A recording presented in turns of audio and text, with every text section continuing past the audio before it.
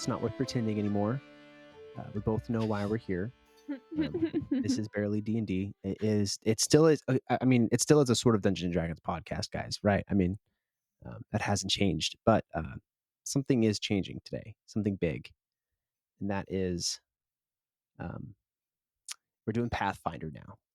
That's right. It's sort of Dungeons and Dragons. It's a Pathfinder. It's a sort of Pathfinder podcast. It sounds better. Pathfinder podcast. The alliteration. I have the votes on this, so Zachary can't argue. This is a democracy. We are a sort of Pathfinder podcast now. It sounds better. It rolls off the tongue. I need you guys to jump on this ship with me. Roll. A sort of Pathfinder podcast sounds a lot better than sort of Dungeons and Dragons pod. That sounds like a mouthful. I mean, come on, it's not fun. It doesn't sound good. We're gonna get so many more listeners. Sort of a Pathfinder podcast. It just sounds good. Sort of a Pathfinder podcast. If we had suddenly become a Pathfinder podcast, that would have literally thrown out years of work. And I mean, like, this is obviously a very silly joke, but just the thought in my mind as you said that for a moment, obviously silly joke, but just I had a brief moment where I was like, wow. I mean, that would be literally hundreds of pages of mechanics just out the window. Zach had a minor brain aneurysm from that. Oh, man. Yeah, no. One day, not today, but sometime maybe. No. No. Campaign 2, the Pathfinder podcast. Already started writing that. That's only 75 pages of wasted material. It's not all. Nope, it's already hundreds. Dang it, Zachary. Dang it. Anyway, Daniel is officially here this time. No shenanigans. Hello. Daniel, do you want to say something in Ginger? Show off your culture or anything like that? Or you could sit in silence for an hour like last time and just listen to us talk about dumb stuff, waiting for us to get to the part of the episode where we meet you. The big takeaway is can it, Ginger. Yeah. Zachary and Daniel go way back. Like they've known each other for months. It's crazy. For months. Actually, I was thinking about this. I was thinking about this the other day, Daniel. It's best friends for a decade, right? Yeah, it's got to be this year. I think in the fall of this year. Yeah, it was a decade. And what should we do in celebration of our 10-year? Dye Zachary's hair red. Yes. I would laugh. My soul is very important. My soul is very important. To think that right before he gets married, to have to dye his hair. Papa might not kiss me for a while. Let's not do that. Hey, what's wrong with people with colored hair? Huh? Just show up on the altar with red hair. It's not a big deal. They're just inferior. She's not going to say no. It's going to be okay. Say people with colored hair are inferior? No, Jackie, they're just less than. Just Hoffa at the altar going, I will marry. I see how Zach was thinking about my wedding. The redheaded people just like, oh. Anna was gagging the whole time. To be fair, I was standing right next to you. I don't remember that part of my wedding. I straight up got I'm not trying to be corny. I got a wave of joy, and literally, Daniel, top 10 day of my life. That was phenomenal. Same. I cried for like 40 minutes straight. Yeah, I cried at my best friend's wedding. Shout out to Catherine. I cry at every wedding. I'm a softie. I just want to let it be known, this is totally off subject, but don't eat stuff that has powdered sugar around your D&D stuff. I just got powdered sugar all in my very felt dice tray. It's all ground in there now. That's in there forever. Powdered sugar in my dice tray sounds realistic. Jackie's her pupils are dilated. She's like, y'all got any powdered sugar? That's how she gets into character every time we play. Been trying to get her to stop. Thought Ro was chaotic. No, it's the powdered sugar the next session in the dice tray. Killing and looting Bazz. How the next session starts. Oh my gosh, I cried at my friend's wedding to powdered sugar. In the dice tray. That's code for something. Come on, guys. We're it not. Like a John Mulaney bit. I don't know. This is blogging in our Christian Minecraft server. Oh gosh, you're right. Because those the drugs he did was powdered sugar on the dice tray. That's why he was in rehab. He knows a lot about that bit. Yeah. Okay. I was just talking about. That literally is the John Mulaney so dark so fast. Christmas Chex Mix, and it had powdered sugar on it. I just want to clear the air. That's what I was eating. Okay, Yeah. Jackie, there is no judgment in this Christian Minecraft server. You can. Yeah. We've been calling it D&D for a while, but this is on? an intervention. what'd you say, checks? Daniel? Like, did you put the powdered sugar on the checks? Is there like? Yeah, it's like that. It's like different names for it: Muddy Buddies, Puppy Chow, all that stuff. Yeah, it's like peanut butter and Puppy chocolate, and you Chow. roll it in. I don't you think roll I've it in. ever called it puppy Really? chow. They do. Jackie, My I was friend homeschooled. did. I wasn't born yesterday, Jackie. I have to back off from it because I don't want to challenge our PG-13 rating. But while you were sitting here, well, I guess it's still PG-13. I don't know. While you were sitting there going over like there's different names for it, all I could think of, I was just coming up with crack synonyms in my head. That's all like, and you were like Muddy Buddy Puppy Chow, and I was like, that's not what I was thinking of. Anyway, South Garland. If you want am the I right? recipe, you guys message me on Instagram. Nobody tell the police butter. Checks. Nobody tell the police butter the about Christmas this. checks. You could call it police butter because it's peanut butter and chocolate and powdered sugar. I don't know. Man, the homeschool and the Garland High School is meeting hard right now. Story of two worlds. So, we have a Letterder question, I believe, and Zach doesn't remember what it is. Anybody want to help him out? It's from Daniel. Yeah, it's from Daniel. We Do it, just Ginger. got a letter. We just got a We just got letter. a letter. We just got a letter. we can get I wonder copyright who it's struck from. around? Did you know you know their letters they get now are emails on Blue's Clues? Ew. I mean, Yeah, that that's makes sense. unfortunate.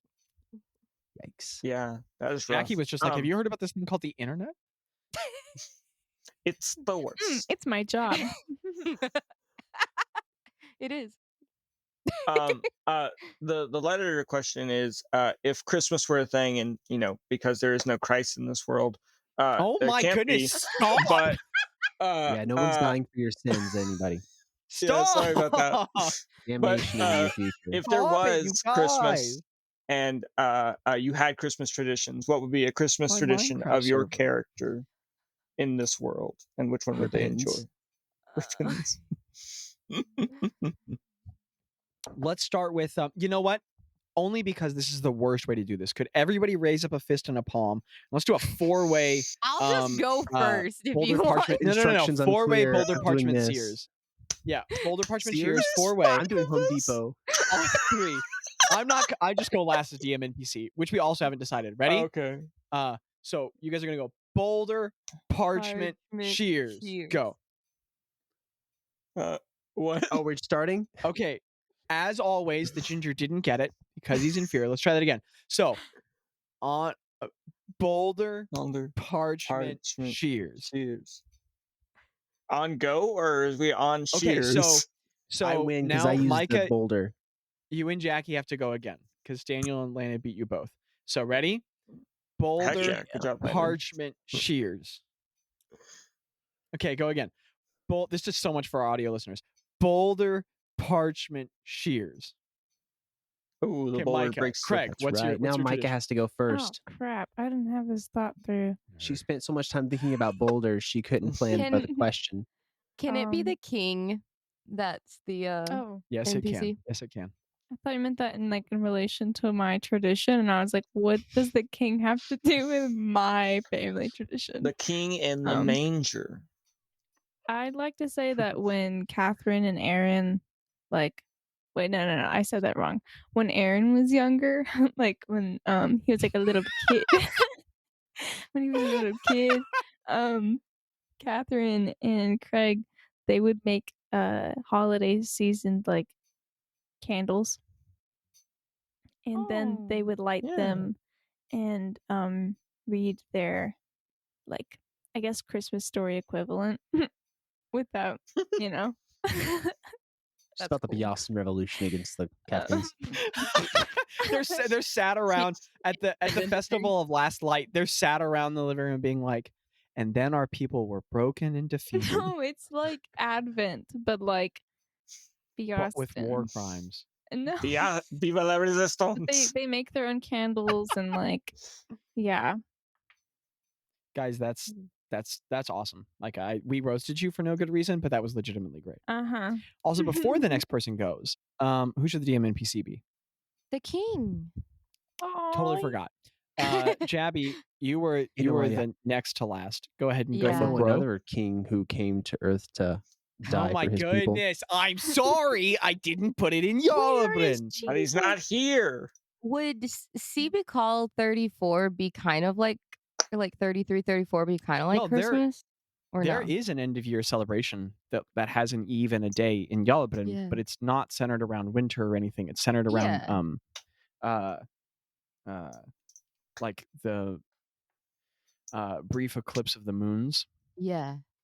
So there is a holiday around that time, but it's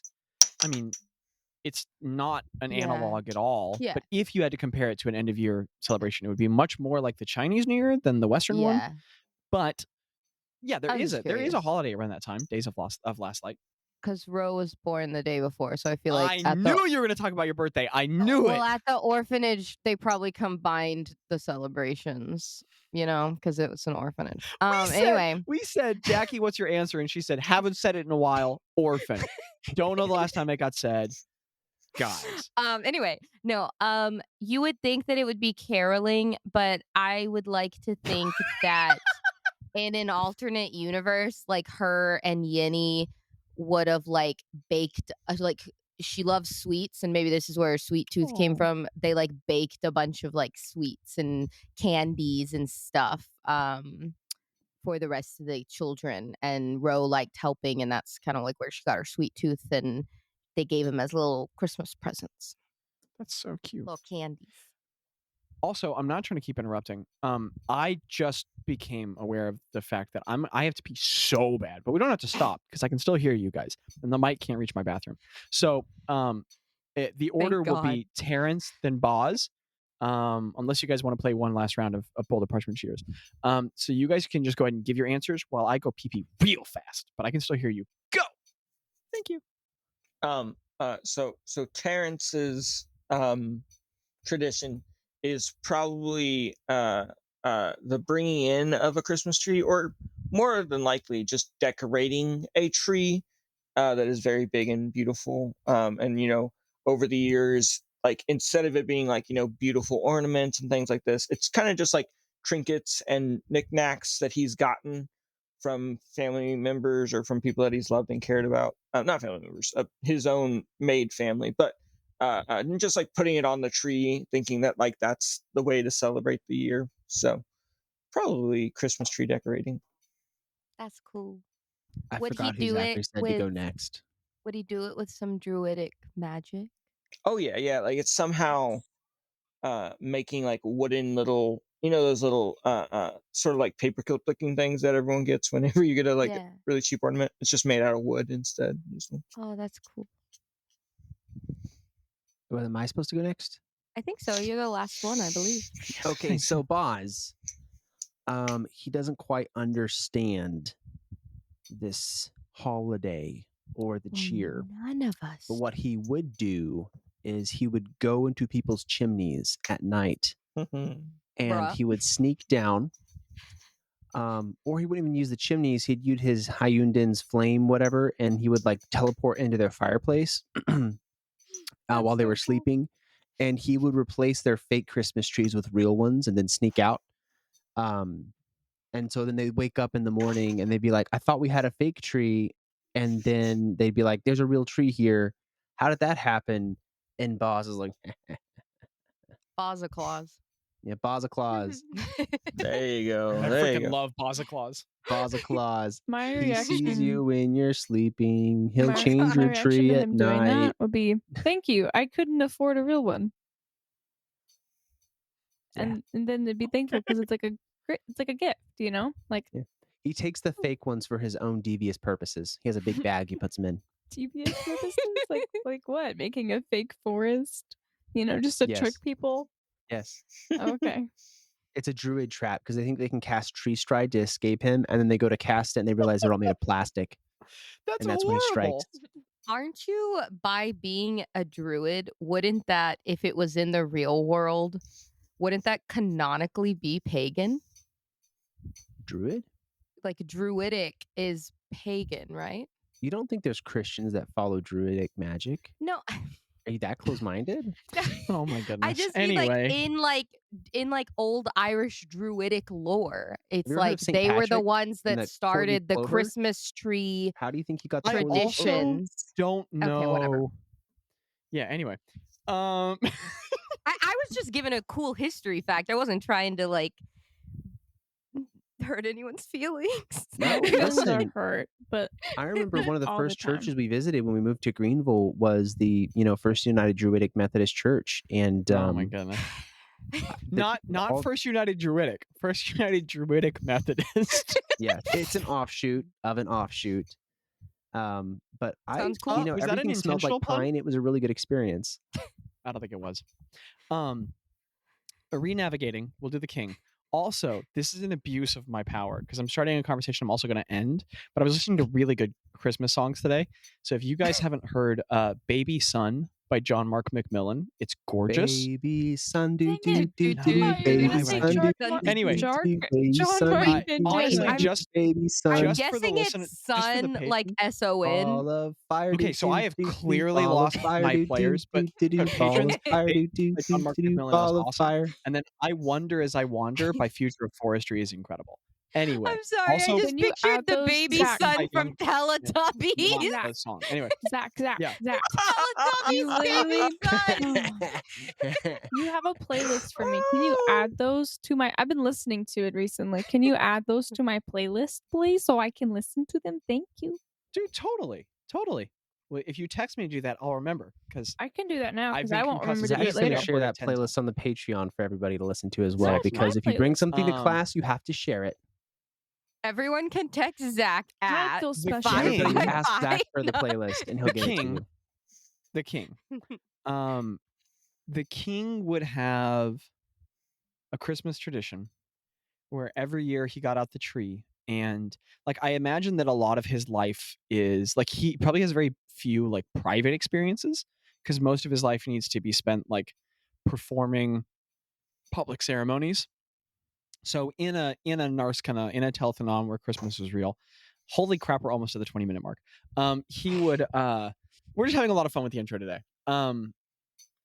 He would probably then, after performing whatever public service he had to, or services to acknowledge the holiday, he would probably have a private one later, maybe even in the evening of the day, where he would have his own tree.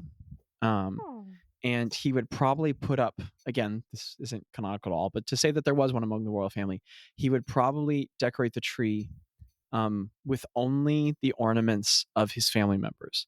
And it would probably be very somber and genuine. It'd probably be like kind of like an annual period of emotional release for him. And I think that would be his tradition with Wait, all the family never members he mind. believes to be lost. I was about to ask something, but it was going to be really bad. Does he put one up for the guy who I- betrayed him? Huh? What? Who reported him? His family? Didn't someone He report did the family? The report. Oh, he on did. Oh, that's accident. right. He's the traitor. Oh, I forgot about that. Yeah. I mean, not intentionally, but yeah. Traitor. That's Wait, not what? it. I sang the wrong song. That's my bad. I'm I forgot tired. about that part. I forgot he was a. What the was reason what it was all the happened. thing that you were going to say, but then was too bad to say, Jackie? I'd love to hear you say it. I was gonna ask if they were ornaments for his alive relatives or dead relatives, and if they were his alive relatives, there wouldn't be many ornaments on the tree. And then I decided not to say it because that would be really dark. I am glad you didn't say that. That was really dark. Wow. Yeah, I'm glad I That'd didn't be say it really too. bad if you bad. did say it. Yeah, if I had Yeah. said that, that would have been horrible. Honestly offensive to our listeners. I'm sorry, listeners. We apologize for Jackie's influence. She is a guest star. It can probably be forgiven. Sorry, we said we Jaci quit making that joke. Butler. No, I'm sorry. I'm sorry, Jackie. I'm sorry. Okay, we could probably get to the episode now. This is episode 93 for the note-taking nerds. So Our I'll give you first guys Pathfinder second- episode. He really came back with that one. He brought it all the way back around. I don't think you understand how incredibly rough that would be from going from 5e to Pathfinder. Like, just insanity. It would destroy so much. But anyway,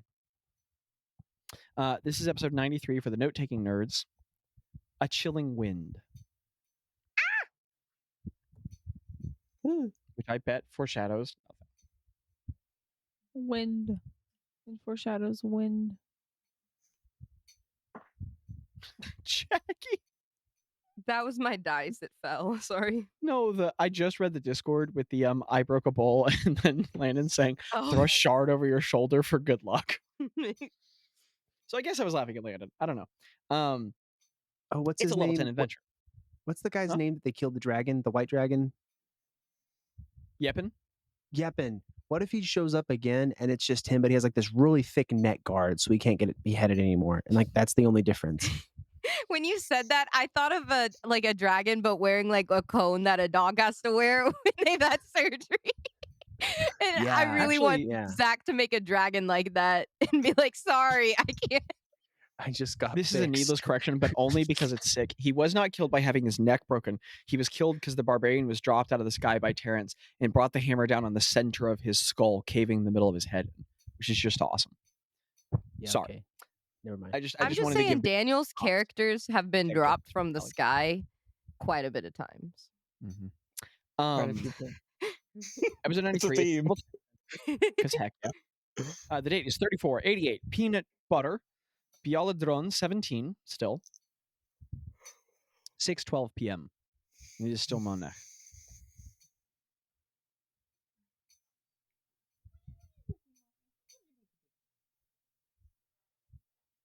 Okay, are we ready to roll? Yeah. Yeet. I just realized I really have only one calm song on here. The other one I have is faffing about, but that's a little bit gooby. So we'll just keep rolling with this one. Fun guys. I can't hear it. It's because I only just now started it. That makes sense. Can you hear it now? Ever so slightly. you It's feeling it okay. It's now? okay. It's okay. It's all right. Let's Oh, keep this there it party is. in the room with rolling. you. How's that? Perfect. Uh-huh. I I love I got it. the perfect volume. My Yes, that favorite feels like a big deal. volume. Oh, that feels so good. Anyway, fungi. You are with Terrence in the opening of the wood in front of Terrence's house, and Terrence just went lift, and there's just a long pause, and then Terrence. I mean, you are implicitly aware this is not a response that's upset or anything. Just a practical response of from that other side of that wooden door on your home, which is not really opened anymore. It's just kind of left knocked. You hear like a boom, boom, boom from the other side. A knock of like, basically like kind of a tacit communication between you two, as you know to be kind of like okay, cool, but clearly she's in the middle of something at the moment, and like in a task. So she's just kind of communicating. I mean, you've been married for like a little over a year, so you get that she's communicating like, yeah, okay, you can come in. And I go to him like, I open the door. However, the door opens. To the tree or to the home? To the tree. Okay. The tree, there is no door. It's just like a kind of like a, well, except that, remember, I want your home to be however you want it, so you can be like, veto, Uno reverse, yes, there is a door, Zach. I thought if I understood it correctly, it's just kind of like an aperture in the tree, like that of like a hollow in a tree. But if you're like, nah, dude, I put a door in, you tell me. No. I think it's probably not like a permanent door, but I feel like it's like one that you can like push and move. Okay. Just for like in terms of like keeping, I guess it's not very cold right now, but like she just does it every once in a while to make sure no one sees that she's in there or something like this. There And is you a know what? We can chilling even wind. say that it's like a cut of cork, the layer in between like bark and xylem, like core wood of a tree, Sure. that resembles like from a similar kind of oak. These rare trees that are in the forest, they're somewhere, and you've removed it and you've slid it in place so that when it's placed there, it looks very much just like the inner part of the tree. So Terrence approaches this massive oak tree that very much just looked like an oak tree, didn't look like a part of the home, and he pushes what looks like the inner layer of the tree from this sliver of exposed bark, and he pushes it aside and it fully moves. And he slides it to a side, and it's a narrow aperture, but he kind of squeezes himself in. And as he pushes by, you guys realize that the very like kind of rotund round Terrence is mostly feather, and that as he pushes through, he slides in very easily. His whole body kind of like compresses, and you're like, oh, that's actually kind of like a thin dude. It's just a lot of feather fluff, and so he slips in between the aperture, and the space is open for you all to follow, if you so desire. I follow in behind them. I follow Yeah. in front of him. I Okay, so follow as each of the above party him. members comes behind, could I get a death save throw from everybody? No, Terrence eats you all. I don't know. You are the Gosh. seeds now. Daniel, I probably can quit reiterating this, but as we discussed previously, you probably already know. Again, I have ideas for this home. I will describe, but at any point you can just be like, what's the thing we say, DM boy? Shut up, DM boy? Do we say shut up, DM boy? Mhm. Yeah, Dance, You dance. can shut up, DM boy me, and you can be like, this is my home. Yeah, can a DM boy something. Shut up, Give DM me boy. your That's money, what it DM is. boy. You can be like, Give me your money right now, Yeah. or else. Give me a lunch money. and you can just be like, no, this is my home. This is how it is. Of course. Or you can even friendly, like, no, we had talked about this. But so as you guys slip into this aperture and you move into this, into the center of the tree, it's really interesting. With all, there are 5 fungi, right? Yes. With all 6 of you in there, it's not a spacious area, but it's considerably large for the center of the tree. So something really cool has happened here where the whole center of this tree is hollowed out, but the tree is not dead. So clearly the center of this tree rotted at some point, and Bazz, you can put together easily enough as a fellow druid that like some amount of magic was probably used to keep the tree alive. But with the hollow center of the tree, the inner space has been carved out into like sort of a smooth, like kind of like rocket-shaped capsule, where it's like a cylindrical space that tapers into a conical point at the top, and not perfect, very oblong and naturally shaped, and imperfect at its smooth edges, like the shape of a tree. And the wood grain is exposed all around you. It's very lovely. There's texture all over it, and as the cork is placed back against it, it would be assumed to grow dark, but there are like sort of like hollow wooden apertures in the wall, like sconces carved into the wood itself, and in them is placed pale white crystal that you all recognize to be luminite, which, given what you all have learned about Terrence's descriptions and everything he knows from F-Moon, likely were probably growths from temples. You recognize them at least, bro.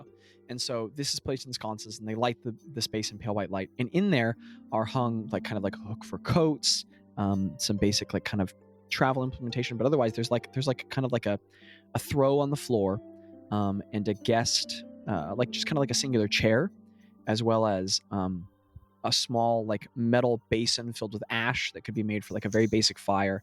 And leading upward and away from it, there's like kind of like a carved whole section of the tree with another cork slit that could be moved so that the smoke is immediately funneled out of this direction.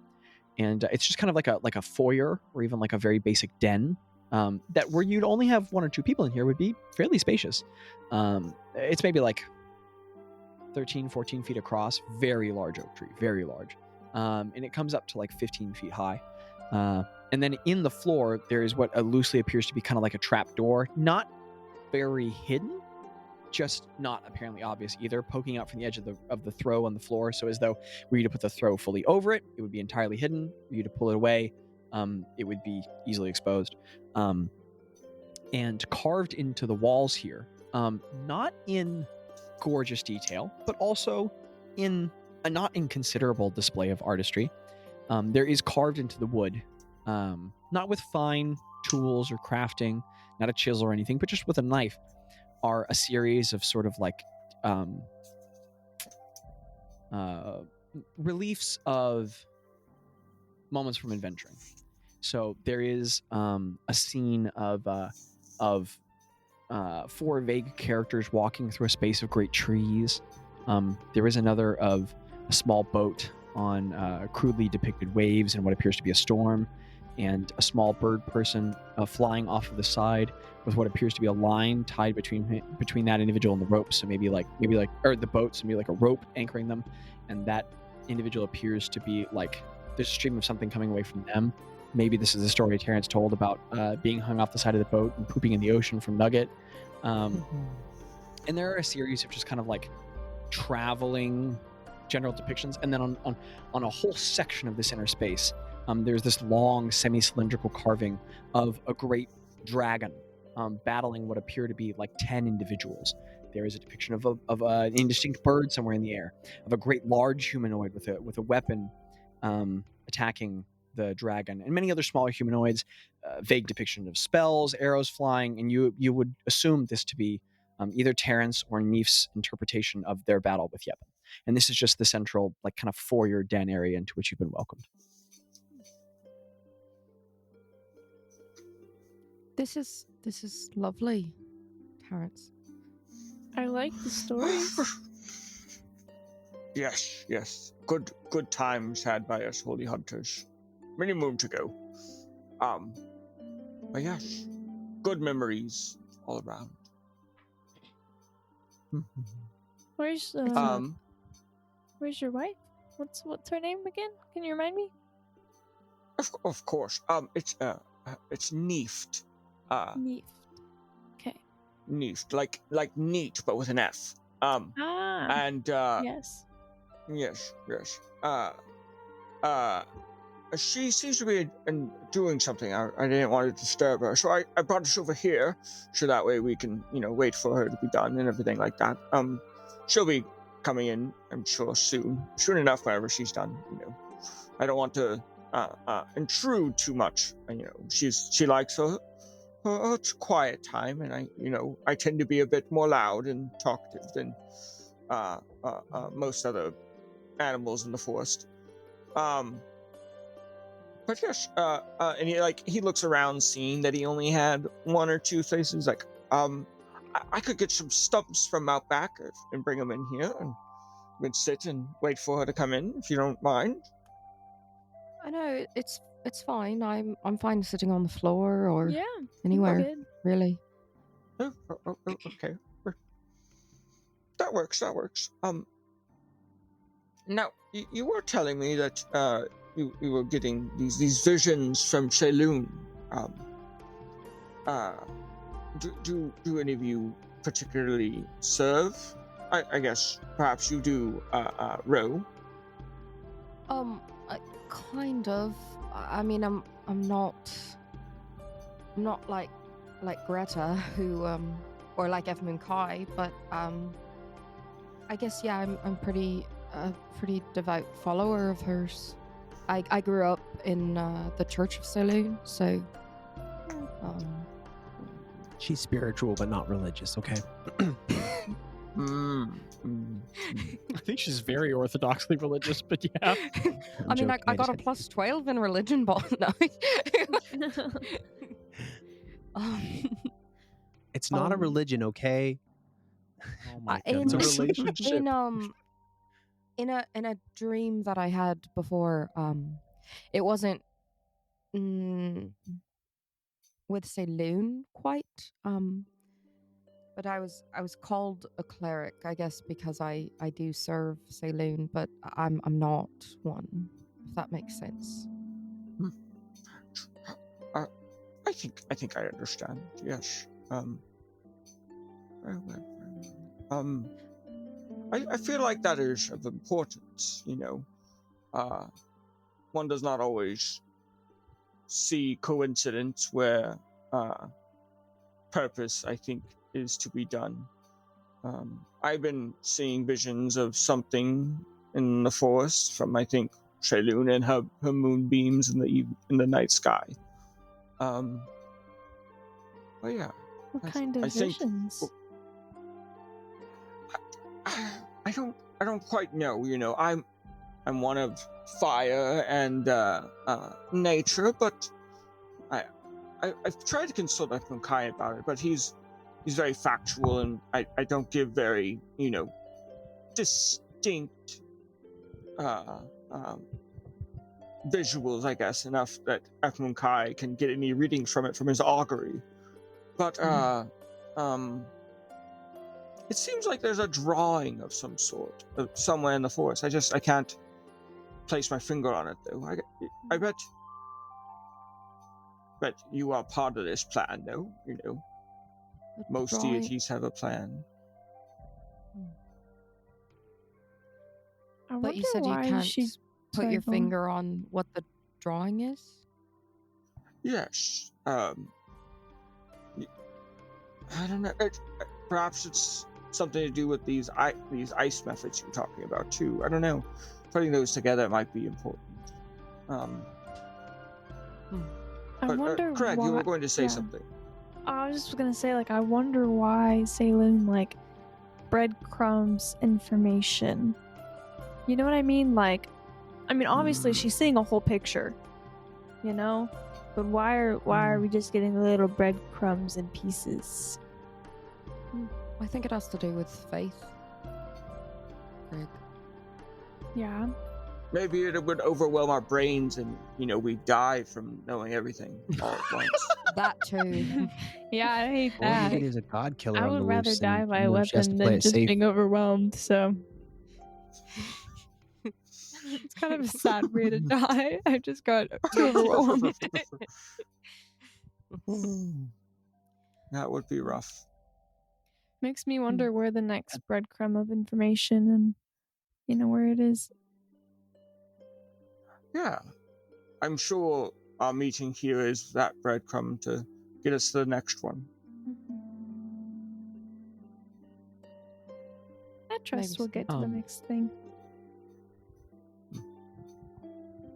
In the momentary lull of conversation, the trapdoor on the bottom of the floor opens up, and a canine head, a Vulpin head, lifts up, and this woman climbs her way up, not a ladder nor stairs, kind of like widely separated wooden steps in a wall that meet some sort of like a ridiculously highly inclined stairwell, perhaps a ladder, a bit of an interpretation, coming out of what appears to be a dirt tunnel below, and climbing upward is a Vulpin woman, whom you could reasonably assume to be Neeft. The woman who climbs up she has an appearance of like sort of an American red fox, a bit of that like kind of sort of a smoky red cloak with a white strip down the bottom of the jaw and the nape of the neck, and she is very fluffy. You all can tell because she's wearing like a fairly like slender and sleek, not armor, just sort of like tabard, a simple tabard, the bottom layer of which terminates like kind of right above her knees, very flexible, very practical, you can move easily in it, and it's just a very simple quilted dark gray pattern, and no real like complicated stitching along the edges of the quilt squares, just like a diamond pattern, very practical. It ends like kind of halfway down the upper arm, and at like the actual shape of this tabard pressed more closely against her is a rather slender individual. At the end of each of the sections of the cloak, she just goes like into this like fuzzy, soft, cylindrical. So like her fur standing up adds like another like 2 inches radially in every direction of her body. So her neck is just this huge poof above the fabric of the cloak. And she has a long, slender snout, this kind of like dark black button nose, and she has these like really sharp gray eyes, and there are at the very like lip of her snout is like kind of a dark black, and she's not armed at all at the moment. There's kind of no additional accoutrement. This is just the way she looks. Having seen Terrence, you do recognize very quickly that there's a ring on her ring finger as well, another very thin white dragon hide ring, and on the other side is this tiny sliver of like sort of like sewn into the leather is a very thin sliver of ice that appears not to be melting, so one could assume like a magical dragon ice. And she sort of like climbs up the ladder and takes you all in calmly. She was forewarned, and she just nods to you all and says, "Good afternoon." Hi. Hello there. Nice to meet you. Hello. Neeft, this is Craig and Bazz and Ro and Tello, I believe, and Gretta. They are here to seek well, wouldn't you know it? I'm somewhat of a celebrity myself. But they're seeking me for some reason. So I brought them here because they seemed like fine fellows and fellas. So. All right. Welcome to our home. Are they staying the night, or do they need dinner, anything of the sort? Oh no, we wouldn't want to impose. It's not necessarily a problem. I just need to know. Or will they be staying in the guest quarter? Should I start preparing additional food for them? I believe a nice meal would be great. We can help you in any sort of way, Neef. I don't want to put all this work on you for my I'll sake. cut the ribs. I'd only cut a small selection of the ribs out of the boar, but I can cut out the rest of its flank. That would be terrific, Neef. Mine's just snapping back. Do you all want to stay the night? It wouldn't be a bother. I like sleepovers. I have plenty of feed, so I should be okay for dinner. I reach in my pocket and I'd say I'm all good. but thank you for your hospitality. She just kind of like does that like lip purse and goes, all right. Well, down the hatch. She sort of like lifts up the rest of the door and just kind of like smoothly works her way back down the stairwell and disappears into the dirt tunnel. Thank you, my sweet wife, for your great awesome. And passively down the hall, you hear her like not shout, but just in a raised voice, which you can hear as she walks away. You hear her say, "Make sure the door is closed." And she's back down the hall. And there's like a little latch on the cork door or something. I don't know. Maybe you've already done it. You can. Yeah. That's up to your interpretation. I get up and like, of course, she's just got such a great memory on her. What you got to do? Terrence, I assume you're the homeowner. What you doing? Where you leading the party? Who you killing? I kind of just like say, well, I've asked lots of many questions. Are there further ones that you seek to understand from me, or perhaps an understanding of a plan that you wish to seek in the woods?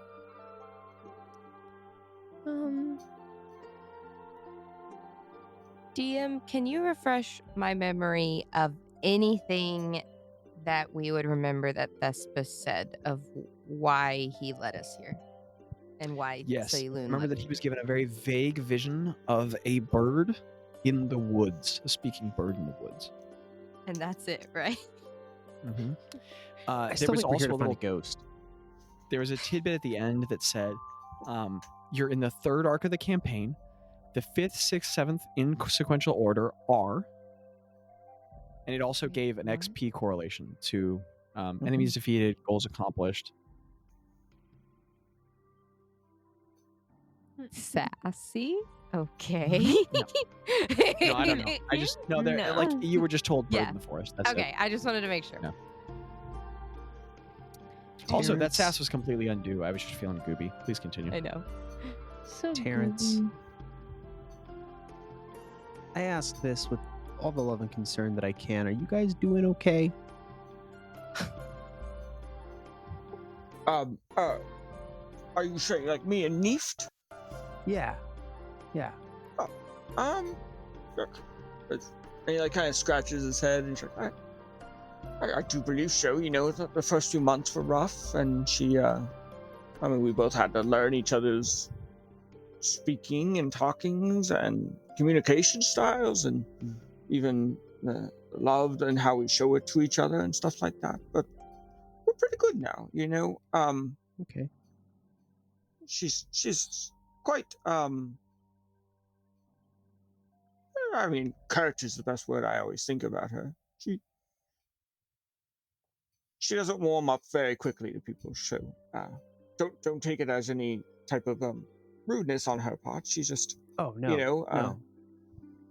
Of course not. I just don't want our presence to put any type of cloud or to I just don't want to be I don't want to, do something bad, or just being here. Us, we don't have to. We can stay. We sleep outside all the time. It's beautiful night out right now. Pish posh. Your presents are not bad in my home. I rarely get visitors, actually. It's quite nice to have people again.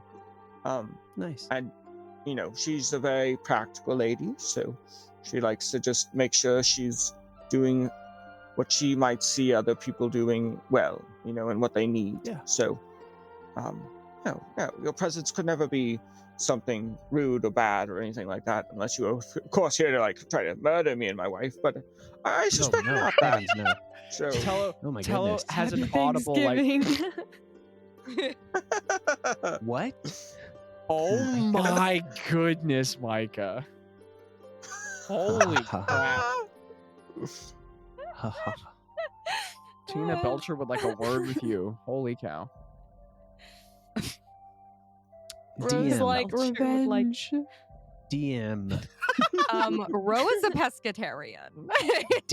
Yes, Blaz. D, and may I say M? Bliggity Blaz. Was she wearing a white ring as well? Yeah, Yeah, she had that. She had that white dragon hide ring. Did it feel like cold in a different way than just demeanor? This is gonna be fairly high DC because you don't know this individual at all. But give me an insight check. You're also a very insightful dude, so.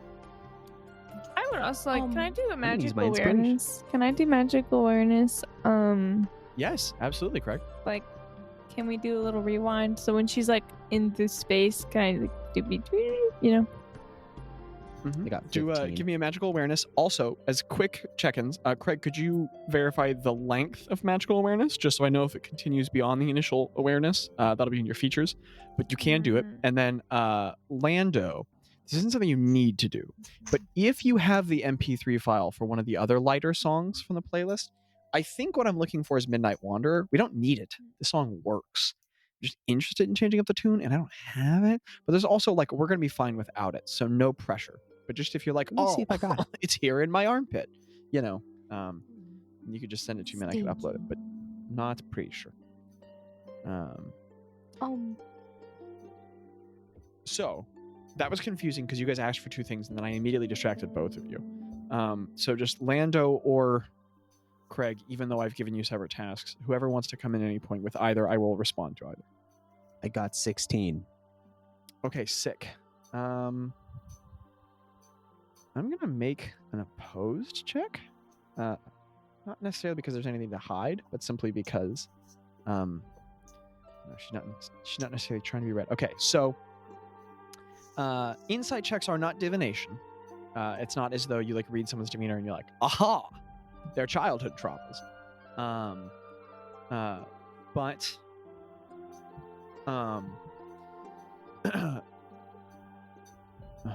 sorry, I just space gapped in my head. So it's not like immediate divination, but you are able to read some things from the demeanor. You did surpass her check. So, but not by a ton. So the way that I'm going to flavor this, Bazz, is that you pick up on some things. There's a lot about this dynamic you're not necessarily aware of, and there are pieces here you're not sure about. But what occurs to you, one, is you pick up hints of cultural difference. So having been from the Lost Lands, you know many peoples who relate to other people very differently than the way that you do, or maybe the people you've met, or other traditions like that. In the same way that cultures within Yalaburin are not monoliths. They're full of very diverse peoples, and microcosms of family units are often as much a culture as their own. But in the way that Craig's people are much more brash and abrasive, in the way that you have been repeatedly offended by Craig, in the way that maybe the people you came from were more sensitive. You met other peoples in the Lost Lands who presenting things very plainly was just the way that they communicated, and you sense hints of just cultural distance there, just in that there are facets of the way that was presented once supplied with Terrence's explanation of sort of like she is just plain, she is direct. There's some part of you that's like, okay, yeah, I'm picking up notes of that. And you also perceive that there was like eye contact avoidance and something. You feel like she's like a little upset about something, but what to put your finger on exactly would be very hard to say. But you got like the slightest hint of it. Got it. Krieg. So I got a 10 on the Arcana check, and it's 4 times per long rest, by the way, but I also How long does it want last? Or is it just a sudden wave? just a sudden wave. I looked it up online too, and it just says Okay, sick. one time use. But I also, can I do deepest insight on her? Is it too late for that? Oh, wow. Okay. That's an intelligence saving throw from me? Yes. You're casting a spell on her? That's a real bad roll. No, Craig's feature where he can read other people's minds. Mhm. Okay. Okay, so a little backing up. Your magical awareness does not include an Arcana check, so you don't have to make a check. It just works, which is good news. Cool. I associated a check with it earlier in the session just because it was being employed for a reason I wasn't sure of, and I was like, I have to associate a check with it. But in general, there is not an associated check. But I could see why that was confusing. That's on me.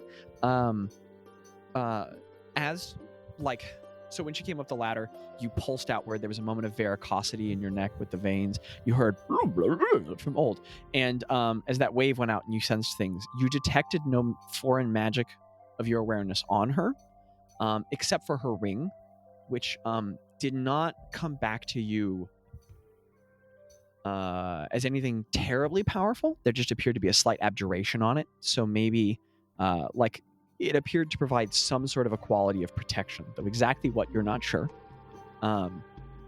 Also, Daniel, I didn't give you any warning of this. Huh? Of love. It's a protection. Okay. Just of love. I didn't give you any warning of this, but I'm suddenly telling you now. I have decided in this moment that your and Neef's rings both give a +1 to AC. So I like that. Oh, that's sick. So I've just decided that. And then Daniel, are there any magical items on your person? They don't have to be on your person. Are there any magical items on your person that Craig would have detected the school of magic of in a moment? It's fine if they're not on your person. There, excitingly, are 2 I would say are probably on his person at the moment. Okay. I wonder if that's what that was. No, I think it was this.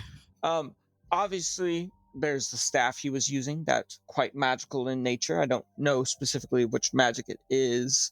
I think it would be transmutation and conjuration, but I could be wrong. There is also on his hip, on his left side, a very long torch that is also magical, but it kind of looks like a normal torch. Oh my goodness, I totally forgot. Yeah. I had this written down here, and I'm like, oh, I hope this comes up. Holy crap! Totally forgot. Yeah. So I don't know what in the world that is. Probably transmutation or something. I do not know though. Holy crap! Okay. Wow. I'm missing something. Yeah, I was too. But anyway, so you detect that, Craig. Sick. Oh, and deepest insight. I failed my saving throw. So how does it? What is the experience as you reach into her mind and read her thoughts?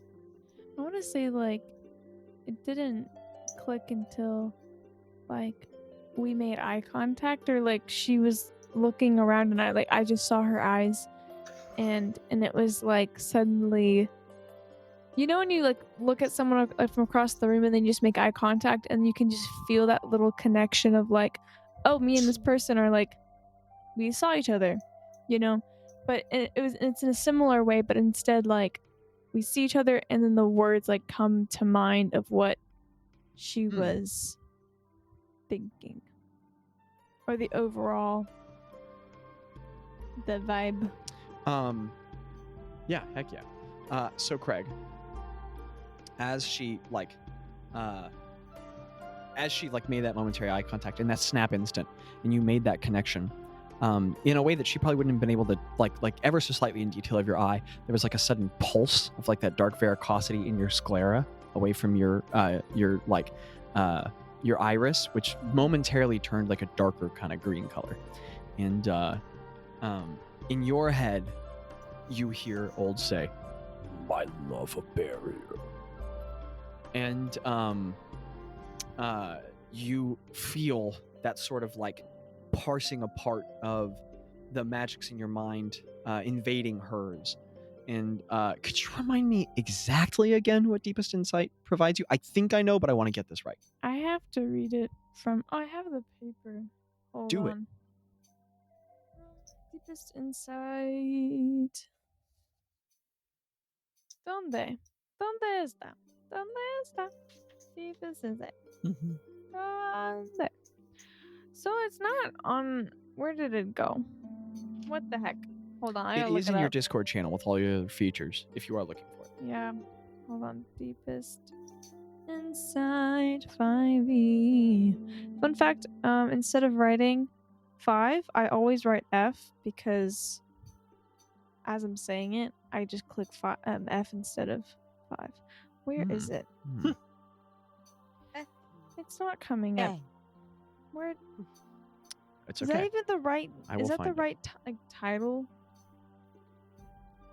This is a homebrew mechanic Yeah. Oh, that would make that sense. I developed for you as part of your subclass. Probably So, why it wouldn't show up. I'll pull it up really quickly for myself, but in the Discord, in your channel, there is a copy of all of your features Yeah. posted regularly as I update it. So, I'm going to pull it up for I have myself it really printed, quickly. but I'm not finding it on the page. Like I have it in front of me. That's okay. I still have my passwords document up. It looks like Magic Awareness. Oh, it's called. No, wait. So that is going to be your 6th level feature, Deepest Sight. If the targeted creature fails the saving throw, you may immediately understand the general nature of their immediate thoughts involving their current intent, emotions, and intent toward you, if any exists. Okay, so you gain the sense, the insight, that she is like just kind of tense. And you get the feeling that she is concerned about a possibility. Exactly of what? Actually, you know what? Given your feature, you glean from her mind that she's concerned about the possibility of an event involving your husband, or her husband. She is concerned about plot twist. No, you are you're aware that she's concerned about the possibility of the presence of you all here meaning something for her relationship with Terrence. You're just not sure what, and her intent toward you all, you understand, is to like sort of like house you all and just kind of have her space. And in that moment, she appeared to be like kind of as though she had an inner desire to suss you out and also to not necessarily be near you. So this is what you glean. Anyway, sorry. Back to the moment. That was a fairly long detour and foray. So fast forward back to you guys being in the foyer. The door is open. You've been invited into the home. You are talking with Terrence. Hey, Terrence. How long? You said something about being together a year, but were y'all together? Like during all of the Holy Hunters adventures? No, I wouldn't say we were together during those times. I think though it did grow a bit of a friendship with each other. That led to a very special moment after Yepin was relieved of his breath. Oh, sick. And I think that brought us to a moment of, when you go through a traumatic experience, you really find what means the most to you. And And I found that she meant quite a lot to me, a quite good deal of it. We spent many months traveling together and communicating and finding new adventures to go on, and I found her quite endearing and quite truthful in a world of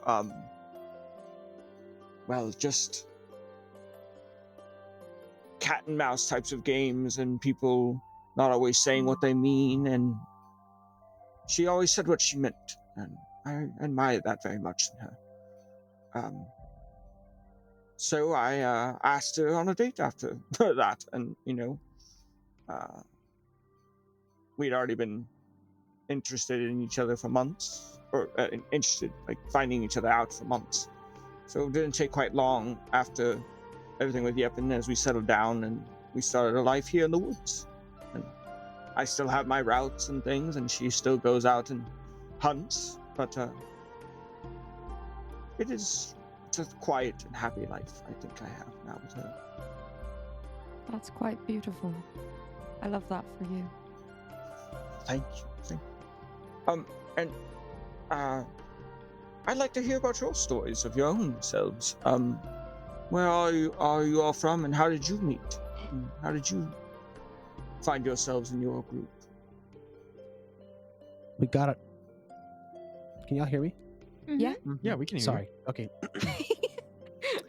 We were on a boat, and there was some rain, and then we were in a bar, and we gave some fish guys a blanket, and now we're here. So that's the short story. Well, I met them. Oh yeah, then we met Ro in another Yeah. bar. I met them a little No later. fish. No Bars. fish guys though. Yeah. Well, weren't you guys getting like? So sorry about just the got volume. branded. I will figure this out. Yeah, you guys were And getting not like a like business, like marks on the punished skin. or something, right? Yeah. And then we walked out of the place. We made a quick stop at a bank, and then we sent some mail, sent a couple letters. Oh yeah, and I specifically remember I was trying to decide whether or not to possibly go with them, and then Dolgoth appeared, and we had to run out of there and skedaddle, and I ended up on a boat with them, and here I am. And now we won't let her leave. So I've been held captive ever since. that's right.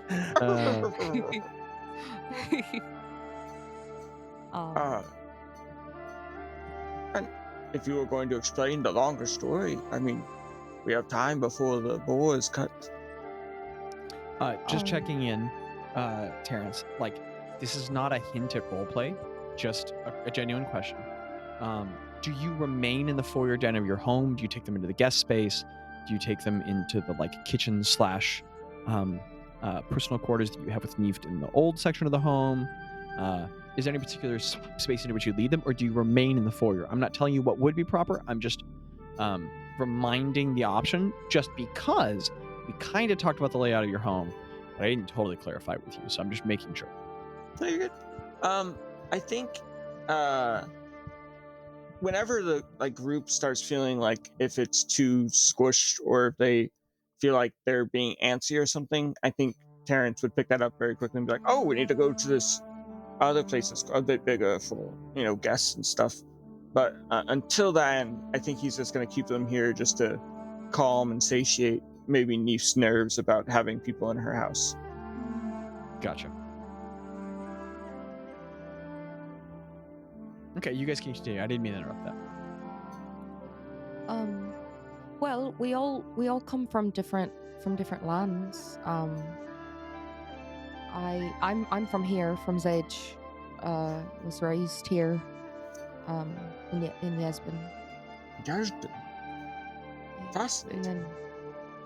And then I traveled quite a bit and lived in Bastion for a while, and then found myself in Unsen when I met these lads, and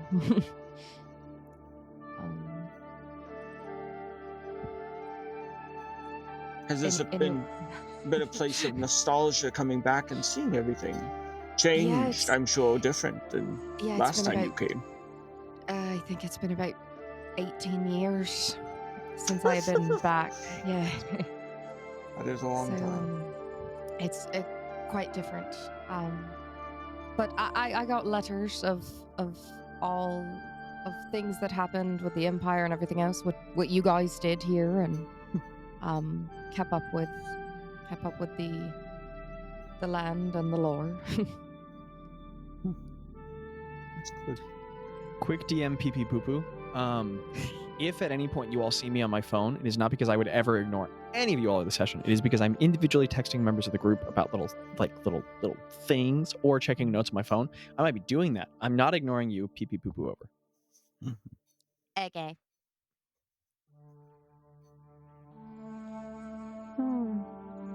I know that, like, Terrence. oh, Oh, sorry, Craig. That's No, you got okay. this, buddy. No, thanks. nose goes, bud. I don't have one, but that's okay. I'm just kidding. I do. Yes, you You do. can see it right You know, when Greta said got your nose the other day, that was just a joke. You still Yeah. have one, right? Yeah. Okay. So, I actually have, I'm similar to you. I'm a family man. And, so, But do you have a wife? yeah, I have a wife and Really? a son. Her name's Catherine, and his name's Aaron. Oh, beautiful. I worked in a family business of mining, and so I was always, in the caves, which was amazing. It was so fun finding different types of rocks and metals, and yeah, it was great. But there came some seasons where things got a little rocky.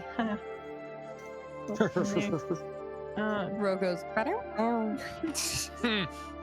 Between me and my son and my wife, and so they basically strongly suggested / forced me to go on a little adventure and to step away.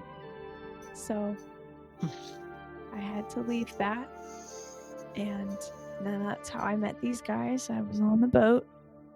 But then because of all the stuff that we got into with Dolgoth and, all that crazy stuff, I suddenly realized, wow, I have a family.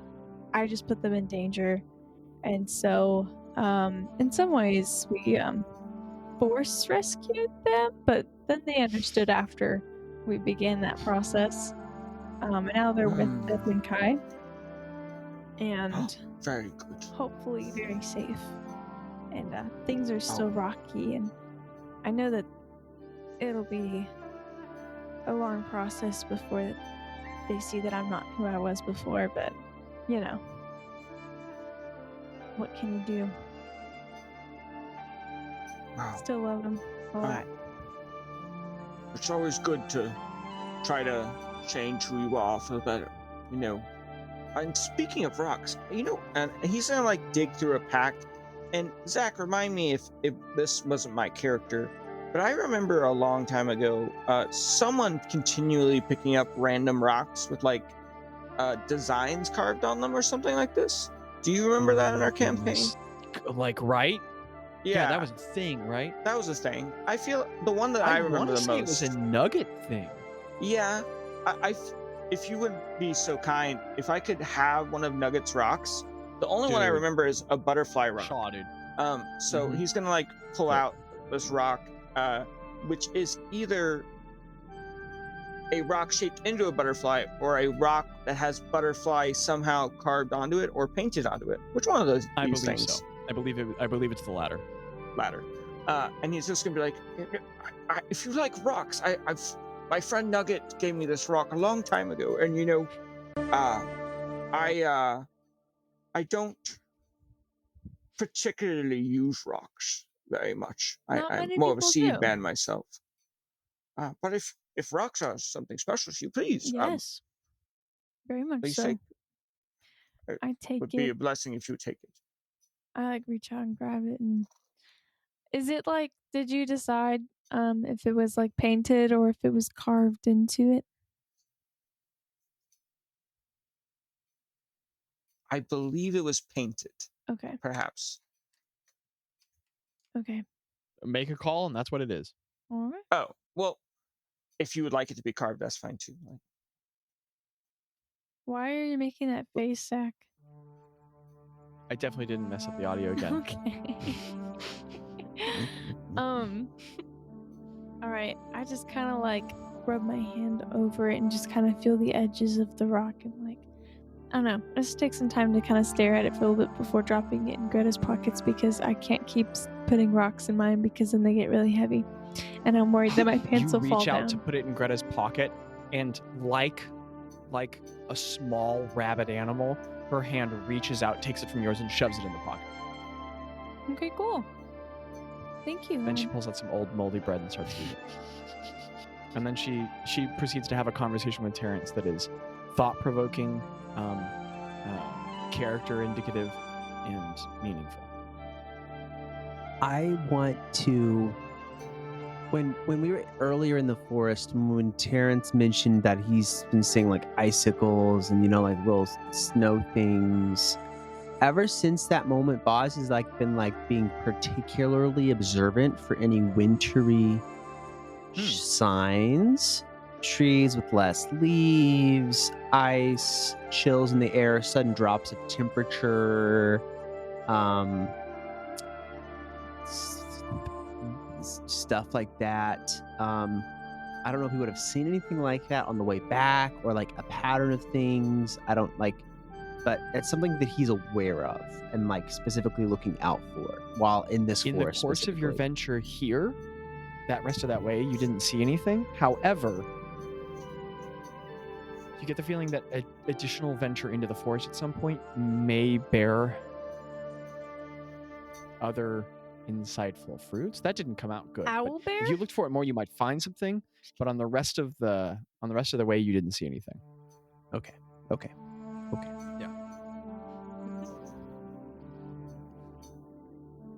Bazz, what's your long story of getting to this group? And then you can, again, feel free to be quiet or silent after this, but I just, I have people in my home very, not the opposite of often. And I want to get as much out of it as I can. The opposite Well- of often. Again. Sorry, that's not Simeon. I was in a faraway place, and our bees started dying, and they're really important, and so they sent me out, and I ended up in Zedge, actually, on the other side, near the Westwood, to be honest, and kind of wandered around until I got on the ship, and that's when I ran into the rest of my party. Still haven't really found the solution for the bees yet. Don't really know what's going on with them. But I have found 12 other problems to think about in the meantime, so they keep me pretty busy. Just a few little ones. 3 of them are right here. You better Just know. kidding. Tello has a long, hard chuckle at how bad that was. Tello's not included. That's why there's... Wait, no, there's 3. Yeah, there's 3. Okay, never mind. Ro gets a pouty look on her face. That's it. I want to say, or sorry, I didn't mean to interrupt that moment. Okay. Do you have any tea?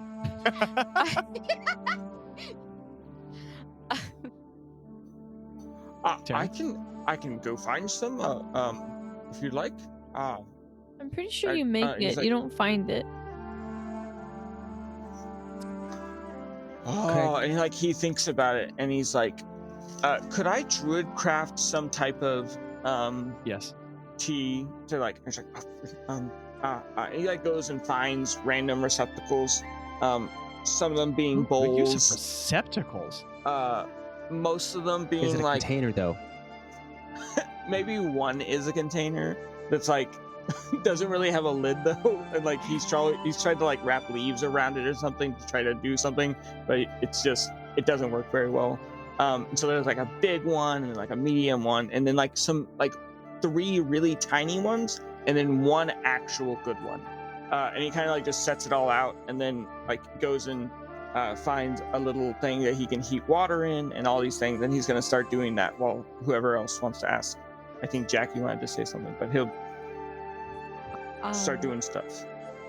I want to say at one point during our like stay here, Ro maybe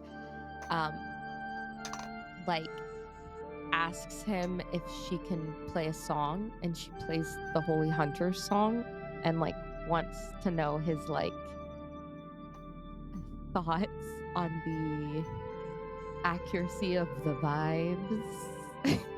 Oh, Because okay. like how, and I guess she would say like, because how often do you get to like meet the subjects of your art, basically, of, you know, so,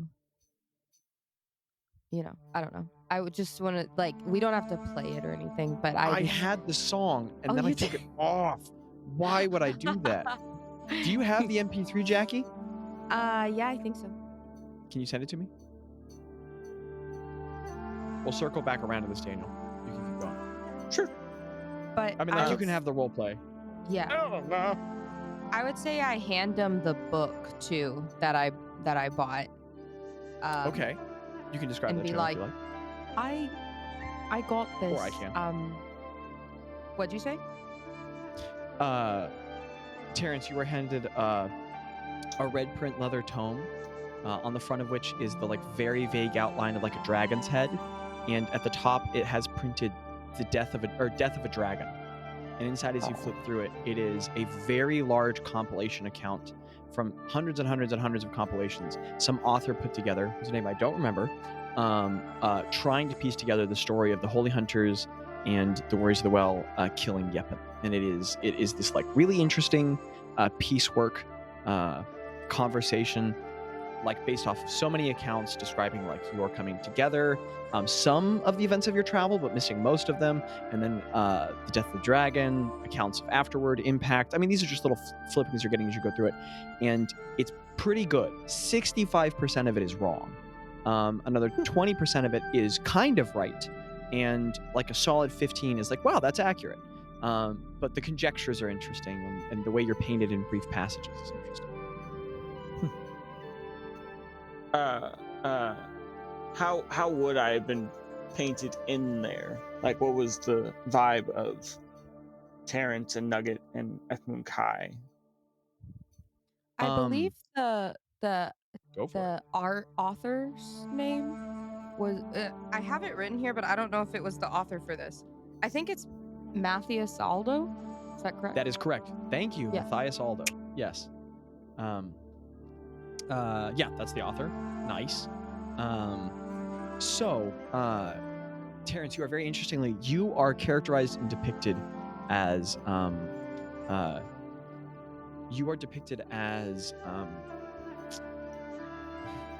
okay, so Nugget is depicted out of all three of you just like really deeply inaccurately.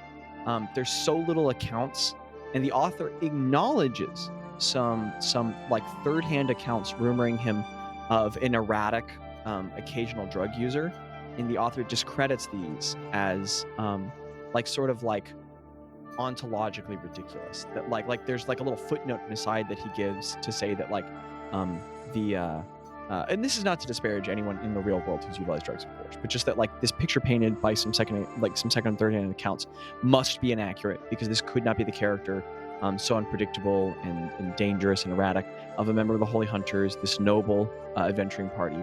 And the book goes on to give many second-hand accounts of Nugget, which are in totality inaccurate, as people depict him as stoic and collected and calculated, and just like, in fact, there's this one story which is the main description of him, cited again and again and re-referenced, of this person who is definitely making all of it up, that the author relies on very heavily, who speaks of this story of Nugget like being instrumental in the battle against a group referred to as the I don't know, some inaccurate title for the Chain Stewards, And it describes him as kind of like the last remaining fighter in that battle. And the author briefly acknowledges some of the discrepancies that has with other tales, but that like the heart of it must in some way be true. And the author completely misses the fact that Nugget was literally unconscious and not visible in that fight. So that's Nugget's description. And then Echmoon's is one of the most accurate in that his descriptions are brief. And his visual description fluctuates greatly. The author like gives 3 different descriptions, one of which is very accurate, 2 others are not. But his character is captured well because every person recounts him as being powerful, imposing, rude, and sincere. Then, very interestingly, you are the individual in the book with the most accurate. Also, there are descriptions of Neft, and they're all vague. No one has any information. And then there's one footnote on a single page of some kobold traveling with you guys. And the author makes a note about how nothing is known about this individual. And you are described very accurately because there's this whole section dedicated to you, describing you from firsthand accounts of a Captain Breg from Yapur and from the mayor and from the Chamber of Commerce there, who all describe you from firsthand accounts as like this, as just kind of like, this druid of the people. And then some inaccurate accounts of your life in the deep wood and some speculations about how you hunt Yeti there. Also a brief passage acknowledging that perhaps Yepin came out of the earth there and was born from the evils of the Kefkin Empire, a manifested horror which arose from the dark magic within the deep wood. Yeah. So mostly inaccurate, some nuggets of wisdom. Please continue. I want to say that when I hand it to him, it's not like, oh, look at this that I have. It's just like, it's more of like, I thought, I don't know, I just thought if a book was going around about me and I just want to know, I mean, you don't have to tell us what's real and not real. I just thought you might be interested in it. That this is a very popular book going around right now. Terrence's eyes are just gonna like go wide at like, you're showing your granddad how any type of technology works, and like it's just that like Has he not seen a book before? But like in the grand scheme of like, how in the world Yeah. would anyone write anything about what I did or any of my friends did? Like we're known in Zedge or the little people we know, but like to think that like people in grand areas are hearing about this and stuff like this is just beyond him. So like he isn't going to tell you what's accurate and inaccurate because he's just taking in the book that is like, how could I be a subject of a book? And he kind of just like looks at you and just is like,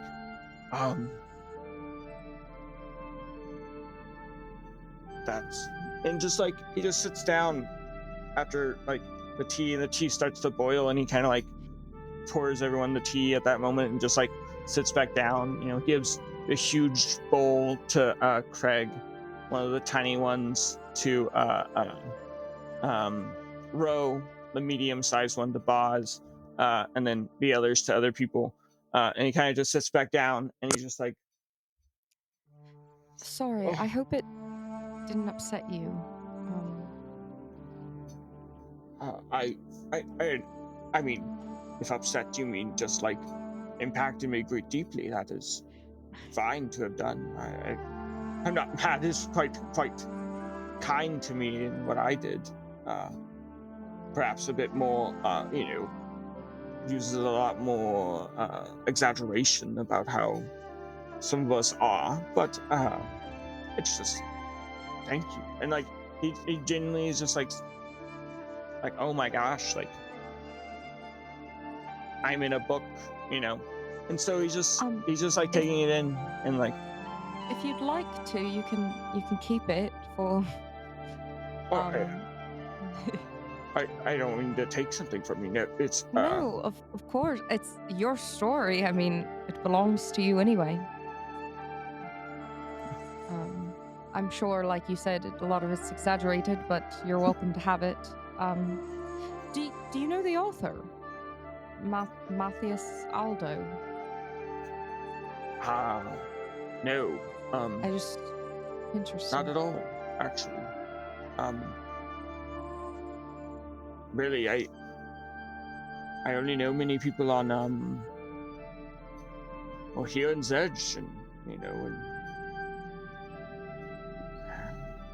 it just like he's just like overwhelmed by it, but then also is like just like I'm sorry, but it's just incredible, and you grew up reading this and hearing about these things. Well, I heard about y'all's stories just through letters from family that I had here, but I this book I just got I guess like a week or so ago. It was in a bookstore. Wait, where was the bookstore? It wasn't in Yesbin, was it? Port Yesb? Yesbin? Yeah, it was in Port Yes. Can't say. I found the book in Yes and Port Yes, and I don't know, the bookstore owner was very nice, but she said the book was very popular right now, and I was just curious to see if it lined up with just the things I knew about, of course, Ethnikai and things I had heard. But like I said, you're welcome to have it. You can do what you want with it. It does bring back a lot of good memories. Of course. I'd say the biggest difference is well, like revolts and rebellions are big exciting things, especially for people who are young and ready to rebel against such an evil in this world. But it seems to take out a lot of the deep pain and sorrow that we went through in many of the battles. There was a kid in the forest who was trying to do his own rebellion against Viscit. Or not Viscit, what's his name? The general. Kisk. Yeah.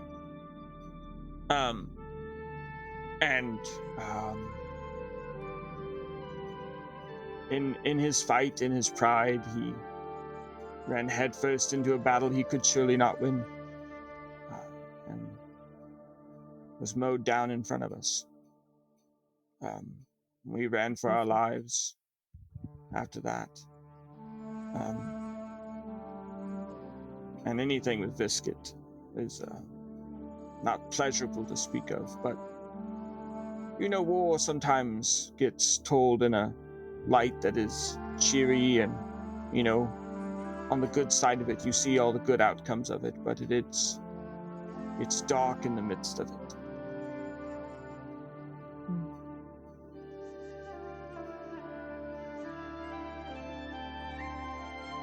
Yeah, I can definitely see that just from the small portions we've seen.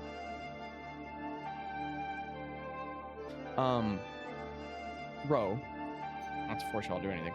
At the end of this conversation you all are having, as Zach uploaded the audio for the Holy Hunters thing, do you want to say that you play it now and it wasn't earlier, or do you want to go back and be like, this is what you heard earlier?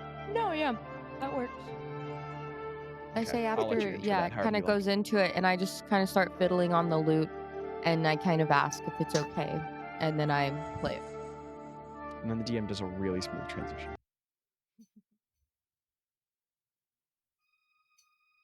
From among our own folk they came, and they roused us to succeed. When all hope was lost, they fought and slayed a foul array of beasts. Escaping the jaws of death, they united us, now we stand together. These are the Holy Hunters, know their name, and together we remember.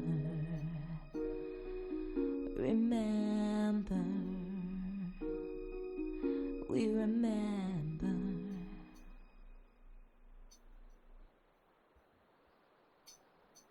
Heck yeah.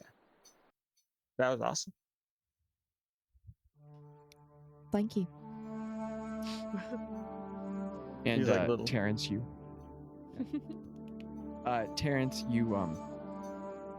this song is played for you in a really fascinating moment as you sit before a bard who has become clearly a very powerful adventurer of her own and arisen from the people, and you're struck by this moment as you realize that the choices that you made, that at the time you believed you were making for yourself and for maybe the people close to you,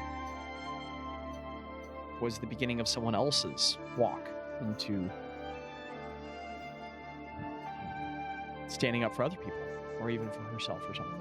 And you realize that in a way kind of antithetical to the way you've seen yourself for so long, you are someone's hero.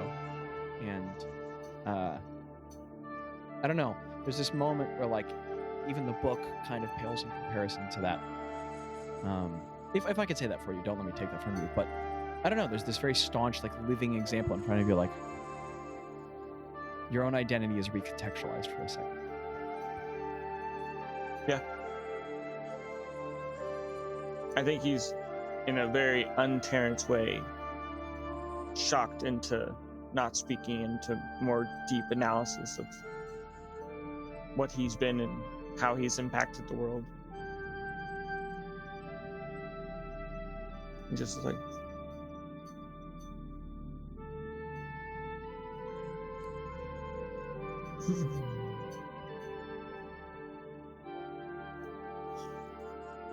That is very sweet. Very good song. Very good.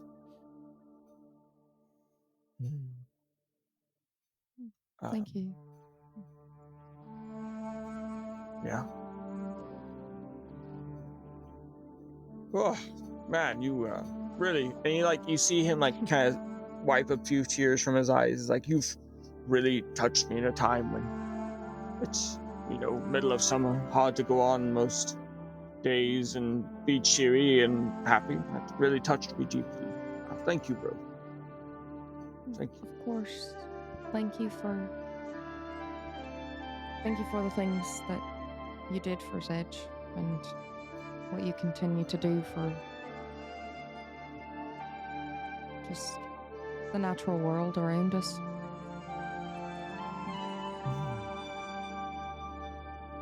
Rotella, who's seated near you, sort of uncharacteristically and calmly and subtly, just sort of reaches a hand over and squeezes your shoulder and smiles, and then goes back to his tea.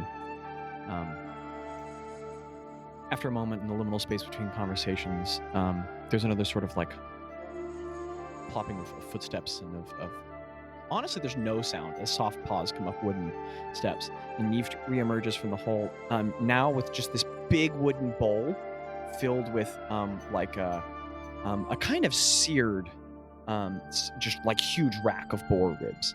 It's like down on the floor and slid over, and she sort of like visually addresses the room again for a moment with her eyes, and then looks at Terrence and goes, "Are they needing any sort of like a drink or no?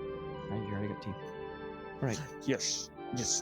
And he saved the really nice mug, and he's like, I kept it warm for you, to have." Thanks. She reaches out, grabs a little sip, and then she says, "Are they sleeping?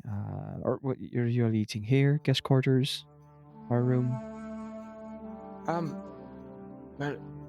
he like kind of looks to the group, and he's like, "If you have no other questions or thoughts, perhaps a eating in your guest quarters, and then an eating with me and Neve to talk things about over, and then we can maybe pick up again in the morning, unless you have other concerns tonight." Sounds good to me. Yeah, that's perfectly fine. We can also sleep outside. I can make us our hut no. if I guess You must chambers sleep aren't. in the house. Okay. It's at this moment that there's a deep like, followed by like a really soft, low, long from Craig. He just takes a long blink and sips her tea. Sorry says, about him. Are we all having dinner together in the guest quarter? Let's do that, yes. Oh, sure. All right. And she kind of goes Bazz? back down the ladder. Can you and Tello carry him, or we're just gonna leave him Negatory, here? Ghostwriter. Don't you have polymorph? Why can't you just turn him into like a duck or something? We'll carry him in there. We could carry him around, yeah. Let's We duck should- him. You wanna Quack. be a duck? They are Why very not? aggressive birds. No, that's a goose, right? Yeah, and like you see Terrence both be like, wow, in a different way. Yes, I do believe they're both aggressive. Let's Is turn it him as a Frank into reference? something that's not going to run away. A fish. You know, starfish is a really good one. They can't really move. Have I Yeah. ever seen a starfish? Boz, with your terribly high nature score, you're aware that would slowly suffocate him until he lost all of his Yeah, hit but points and then turned he'll back just into turn back Greg. into himself. That'll give us enough time to get him into the other room, at least. Ro plays the Craig's theme song that she always plays to inspire him. We Will Rock You. Mm-hmm. And she turns him into like a kitten, like Great choice. not like a cat, but like a little purring sleeping, because can't we just flavor it that he's still asleep, right? And he's just I'm not gonna turn this into a moment. Okay, so he's just gonna be a sleeping kitten and I'm just gonna pick him up. And he as the strangely has purple- Craig's eyes. Oh, terrifying.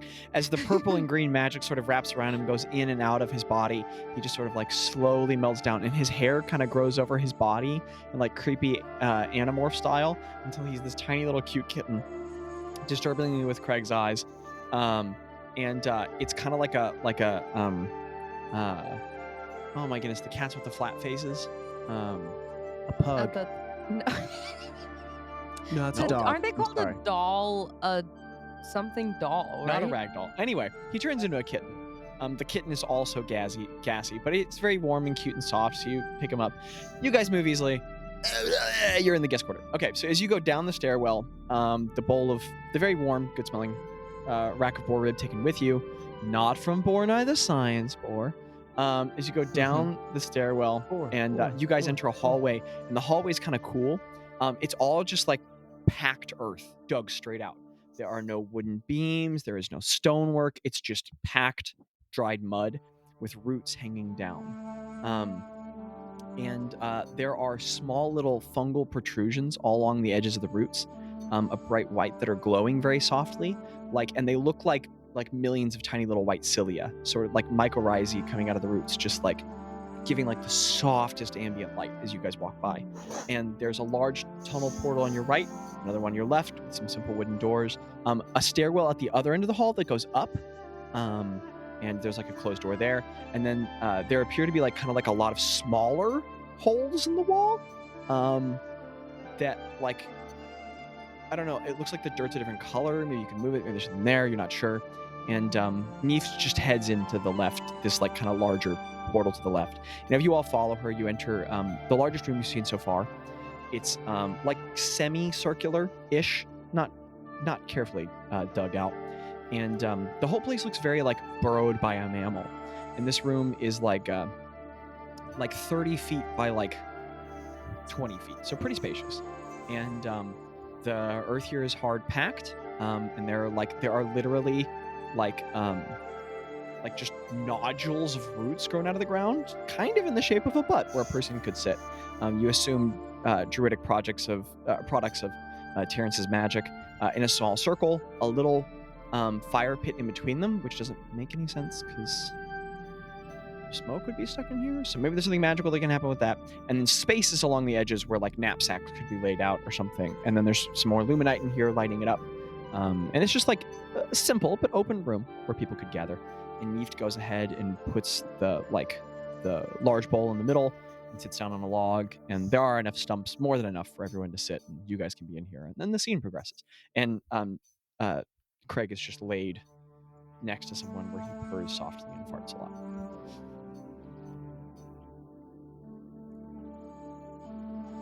And you guys can just eat dinner and go to bed. There doesn't have to be more roleplay here. It's up to y'all. Nom nom nom nom.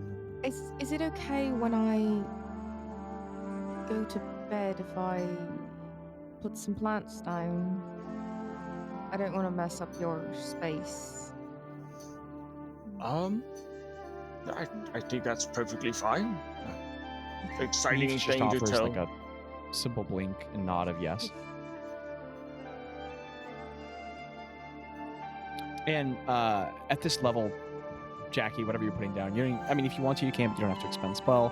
You don't have to expend feature. Oh, Just like yeah. you can do I what you was want to do just with it. I was just marking off the Holy Hunter's book that I gave it to. Good, gotcha. Okay. Usually when I go to bed, and this is completely fine if it's not okay, so feel free to, say no. But I carry a box of spiders and I usually let them out at the night. I was wondering if that's okay or if it's He just so they doesn't can get think up and that. stretch their legs. Gretta Bazz, giggles maniacally. Bazz, your box is filled with bees, not spiders. We've gone This over is this. the other box. The other one. Also, the bee box is on the boat, right? I thought I had Is it it with me. No, it's Okay, with you me. can. I went back to get it. Yeah. Okay. Box. That was a joke. I don't have any spiders. It was Oh, because Ro made a reasonable request, and I came up with a crazy one. Neve takes a long, hard breath and sips some of her tea. So you guys keep role playing while Zach pees real fast. You'll think he'd quit drinking coffee, wouldn't you? I mean, I never had someone plant plants in my rooms before, but if you did have a box of spiders, and he kind of like looks down. He's like, I would love to see some spiders. They're terrific animals, and really helpful in times of need. So. Well, as far as the plants go, I don't carry a bedroll. I just kind of make a bed out of flowers instead of. Wow. Fair We've enough. been fined at so many hotels, but it's the only way she'll go to sleep. Well, and normally when I put up the hut, the tiny hut when we're like out in the, in the woods or whatever, I've gotten to where the whole bottom of it is like lush, like thick plant growth, so it's soft to sleep on. And because, like I said, I've never carried a bedroll, so that's just kind of become my bedroll by using plants to grow them. And that'd be terrific. A good idea too. Maybe I should put some flowers in our bed to pass Neef, and he kind of like nudges Neef. She gives you a polite smile. Now, I know we're going to bed, but just something to think about. Terrence, if you have any secret Circle of the First Flame spells that you have on hand, I'm willing to do some tradesies with the ones that I have, just in case there's some, just some tricks of the trade that you've picked up that may not be found in the regular quarters of the Druid world. can you trade spells like trading cards, Balls? If they're written on paper and I know how to do it, and I know the source of the magic, yeah. Interesting. I have Circle of First Flame spells in this book, and I hold up the book and I say, they're pretty cool.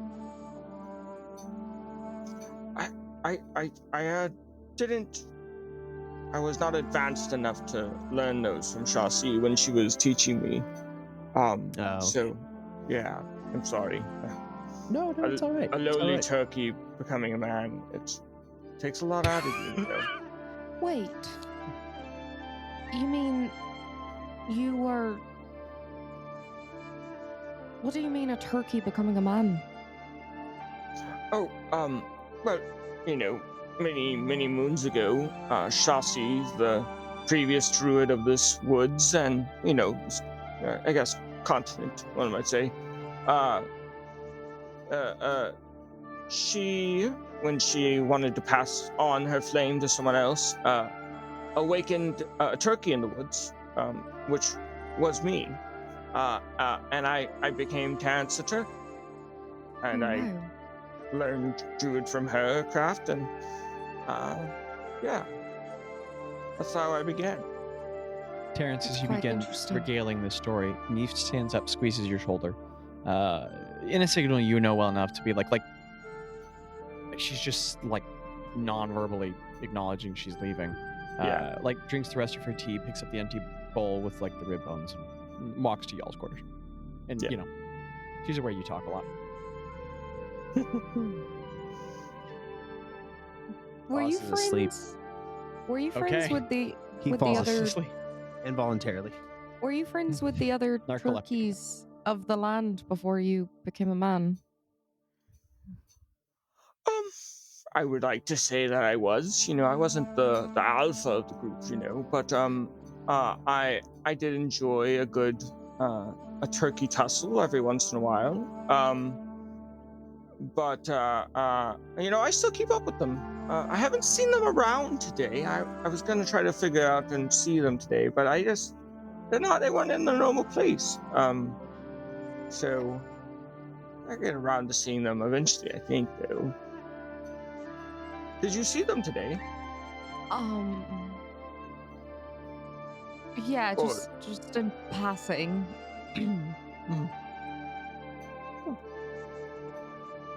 That's good. That's good. Yeah, they seemed well. And Good. Ro turns around and just starts casting plant growth. preparing her bed. Teller takes off his armor and heads to sleep. Craig unpolymorphs as a kitten, but remains in that pose, fetally on his side. Is he still purring? He is still somehow purring, until you all realize that it's not purring. It's just a very long, soft, rumbling fart. And Teller goes to sleep. Gretta goes to sleep. Bazz, this is not into inclination roleplay. I'm verifying. Did you or I guess a question for Terrence, did you look at the journal provided by Bazz, or no, or he was just oh, that's neat, I'm With the not fire interested. spells? Yeah. I think if he was, I correct me if I'm wrong, Bazz, but it seemed like it was a sharing of it if I knew any more, but I didn't, so he wasn't going to be well, I'd like to learn them now, unless you were offering it in that sort of way. Does that make sense? No, yeah. Well, I offered the book as in the forest to be basic. I didn't really say this, but just something you could read or have while we were here to if it was a piece of your magic, then it's open to you to have, and it's next to me. So yeah. I'll tell Ro that I'll bring this back in the morning and just go read it right before bed and Of course. say good night, and I hope to see you again in the morning. Yes. Thank you again for your and your wife's hospitality. Of course, anytime. But he kind of ducks out and is ta-ta for now. And goes, Bye. And Ro goes to sleep. Daniel, you do not need to consult it now, but I have just put in lore and reference a copy of that document. It is a full document filled with spells that you can read, and should you so choose, and would they be level appropriate, you may provide them to your character after studying them. So that can be whenever you want. You can not interact with it. It is there for you. You all go your separate ways. Group schleps. Terrence, you return to your quarter, leaving the fun guys behind. And in the as you head up the stairwell and through the circular portal door, I thought you were asking a question, Jackie. Now I understand. Sorry, I was dancing. And no, that's completely okay.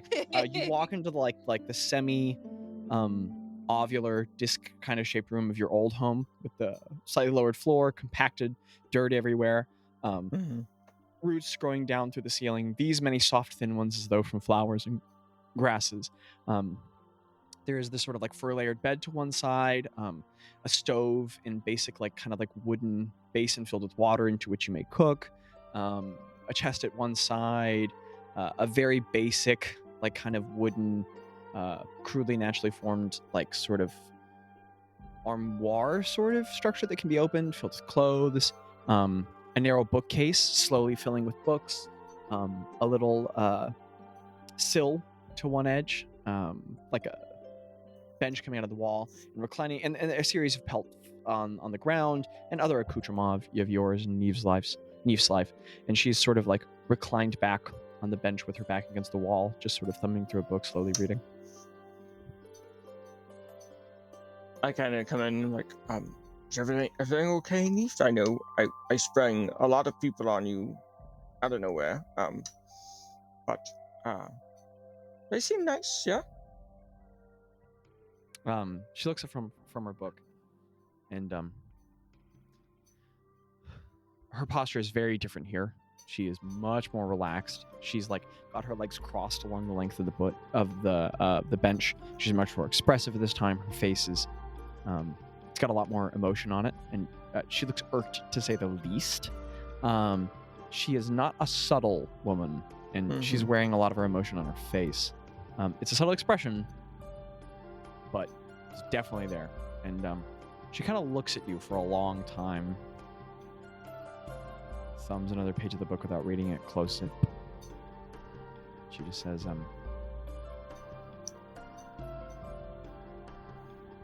I accept that we have visitors from time to time. And they seem lovely. Stinky, but lovely. But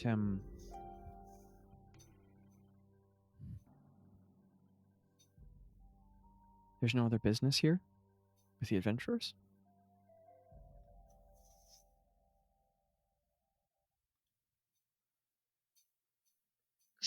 We've got a good thing going here, Terrence. Peaceful still. Yes. And I wouldn't want to disturb that for the world, niece. I think the last time we met a great group of adventurers, we fought a dragon, and everyone almost died. The fungi seem nice. But a dead Terrence doesn't do anything for me.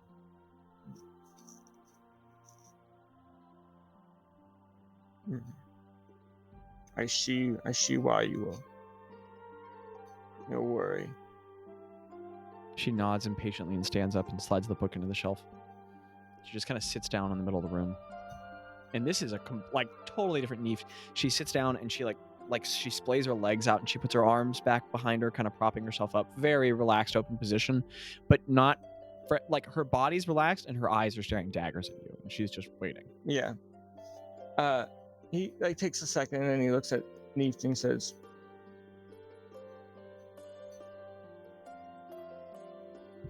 I don't think anything dragon world shaping is what they're after. And if it is,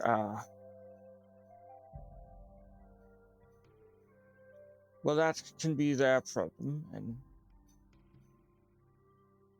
if there's something in this forest, they talked about fighting ice methods over down south, and that is troubling that ice methods came once again. I have to protect this forest. I understand. I do. If you have to go gallivant, do it. No more ice dragons. No giants.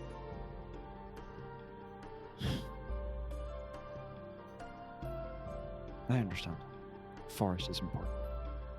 And she kind of stretches out. She stands up, does a stretch that is kind of human, but much more on the side of the way that cats and dogs do, like the big stretch. And then stretches out her... Actually, she gets down on all fours and does the dog cat, big stretch. And then she goes and lays down on your bed, but instead of laying down like a person, she does curl up in a ball like a dog and pulls a pillow over very humanly and sets her head down on it. And she kind of closes her eyes very curtly, suddenly ending the conversation. I think the last thing Terrence would do is very much like a bird. The way I imagine their big bed is that it's not really that big of not like a king size bed is what we would think of, but two smaller beds closer to each other. And obviously she did her little thing and curled up. And then there's she walks in circles. Yeah. And next to hers is just the nest where I would just kind of plop down and kind of tuck inside. And right before I tuck in, I say gently into her ear, and I say, "No monster is worth losing my life with you, Leaf. I remember that day very vividly. I will come back." And kind of just... Her eyes stay... Oh, sorry. Please continue. I'm sorry. He's just going to go to sleep unless she responds. Her eyes stay closed, and her head stays on the like kind of... The pillow is just a series of furs folded together. Mhm. And, but she like turns her head away from you and like lifts and kind of plops the way that a dog does. And you only knowing her so well, earlier in your marriage when she did this, you were like, oh, it was not... You didn't get it.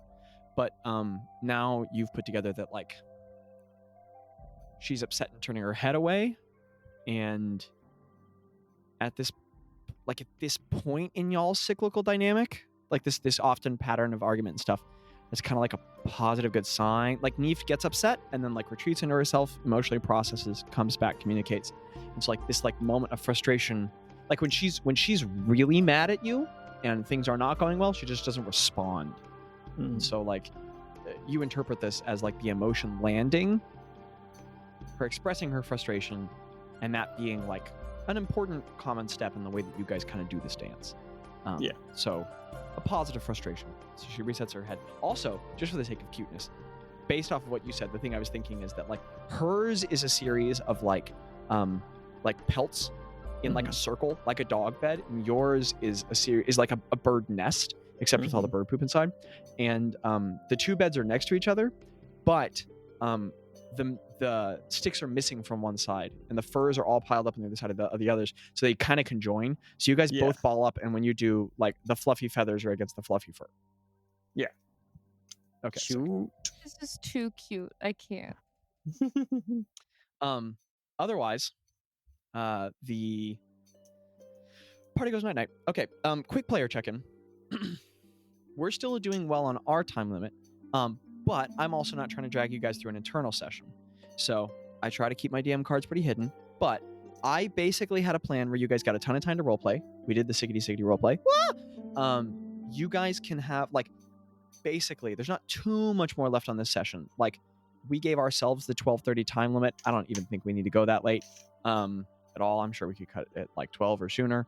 But the rest of the session can be you guys waking up tomorrow and being like, oh, damn, I have all these cool timestamp? Yes, so that I can cut this out later. So good at my job. Please don't drown it out. Please don't. Oh. No, but what were you saying? Are you okay? Anyway, Did you I said break? the timestamp. I thought I was supposed to be quiet, so I was like, and then I was like, wait, that doesn't make sense. Anyway, No, he wasn't asking I for thought the you were about to time. send a bunch of different messages or something. I don't know. I was just marking it so that I knew where it was going to be. you're so smart. I just sent the numerical time. Anyway, Yeah, he gave you the exact so- timestamp. He was like, "Oh, you want the time? Here you go." Anyway, Thank you. I appreciate it. Mhm. So smooth like broken concrete.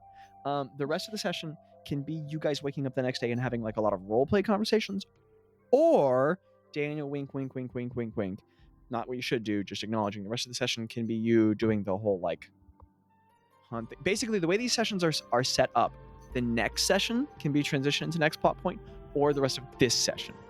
You are the druid. You call the shots. Do yo gingy. Let me you go guys get want the rest Maggie of the from session, downstairs talk real to quick me. before we decide. That might give you some time to think about it too, because she's down there. She needs to be up here in bed. So I'll be right back. Do it, nerd. So Daniel, basically, do you want the rest of the session to be you guys talking more the next day, which it doesn't have to not be, or do you want it to be the whole like hunting thing?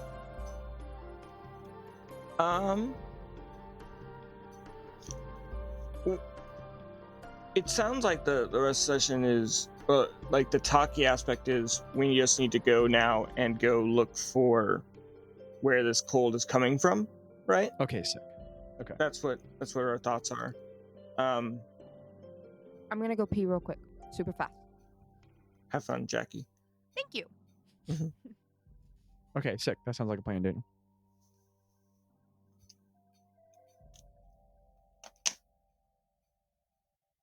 also, the Terrence Neve thing is really good, right? Yeah, I like it a lot. Okay, so is it Terrence with an A? Yes, Terrance.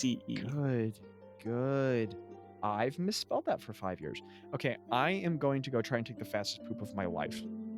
Have fun. But I'm going to keep the earbuds in, so if you want to monologue to me while I poop, I can still hear you. You know, I love monologuing. I am actually doing 2 D&Ds tomorrow, so... All right, what have we decided on? Daniel, you can tell him. Jackie and I are doing the world's fastest pee-pee poo-poo. It sounds like we are going to transition into, we're going to go out into the woods and figure out where this cold stuff is coming from. Oh, okay. I brought my dog upstairs to go to bed, and the first thing she does is start gagging. Nice. Let's see if she throws up. Oh no. That would be the worst. Yeah. That could be where it ends, you know.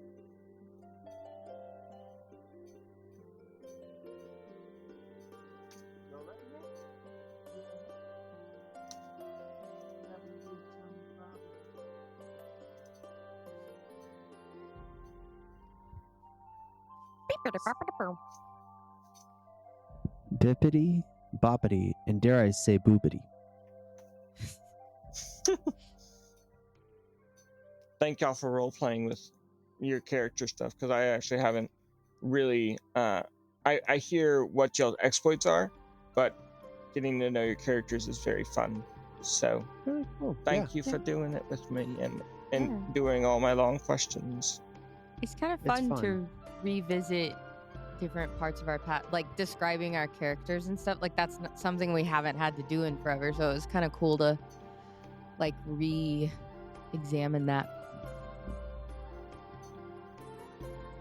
And it's cool learning about Terrence. Who played Neef?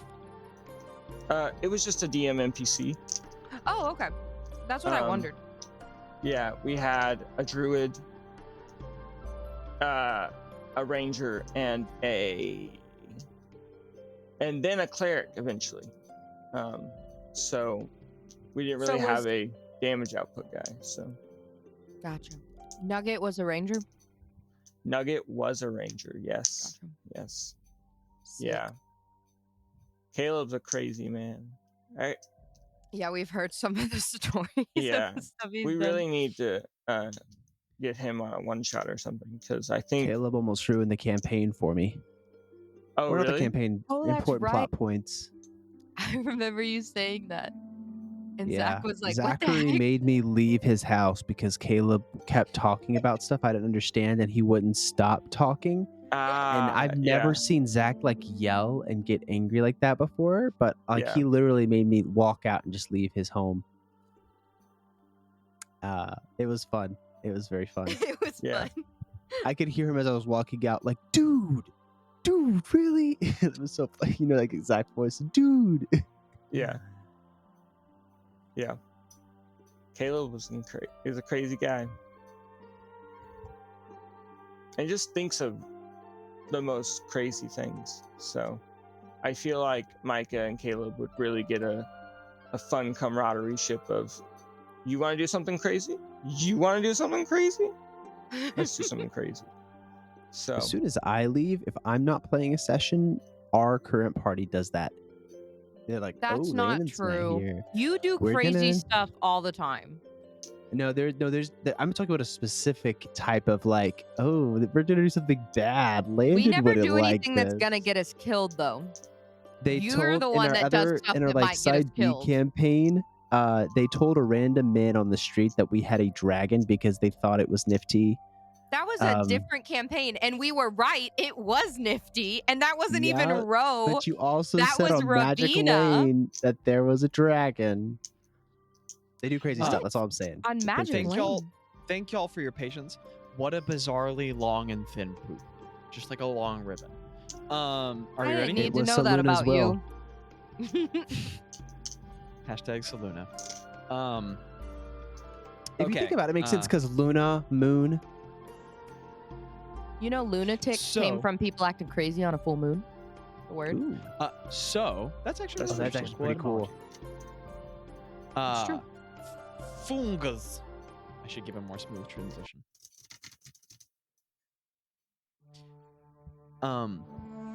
And as each individual group sort of wakes up and goes about their regular business in the morning, Landon made a dramatic face, or is he just making faces? He's just making faces. So, fun guys, y'all wake up in the guest quarters. Craig wakes up, hacks up a hairball strangely, but then he's good. Ro has a brief heart attack, prestidigitates. I don't know. Anyway, the groups wake up, and you guys can make a thing out of waking up, or you can just meet each other, share a simple breakfast in the shared space of the guest quarter. Neef's not there in the morning, or where she doesn't eat with you all, but she's also a little less cold today. She says hello to everyone briefly, and then puts on a different outfit today. It's leather armor. Again, kind of tabard-esque on her. Not battle dress as in she's a woman, she has to have a dress, but battle dress as in literally a leather-plated tabard, because it leaves the movement of her legs free and leaves her very agile and quick. So kind of more like a kilt situation, I guess, but leather. I don't know. She puts on battle armor, practical to movement, and she does not have a crossbow, as she's more accustomed in killing people, Terrence, as you know. She has a long bow, and she puts a quiver on her back, and she just whispers something in your ear about going hunting. And she just kind of waves goodbye to you all and bids herself adieu.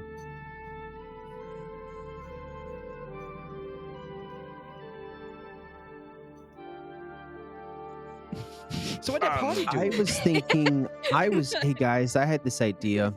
I want to go out and investigate this ice stuff. I want to check it out because, What ice? their ice methods, the icicles. Is that? Yeah. I'm guessing. I mean, I'm not from this part of Zage, really. I'm but not from this part I'm of Zedge guessing either. the ice stuff isn't a normal thing. I don't know why. It's I the just summer, thought, dude. Well, I just thought the ice methods were maybe put there to guard the cathedral or something. I don't know.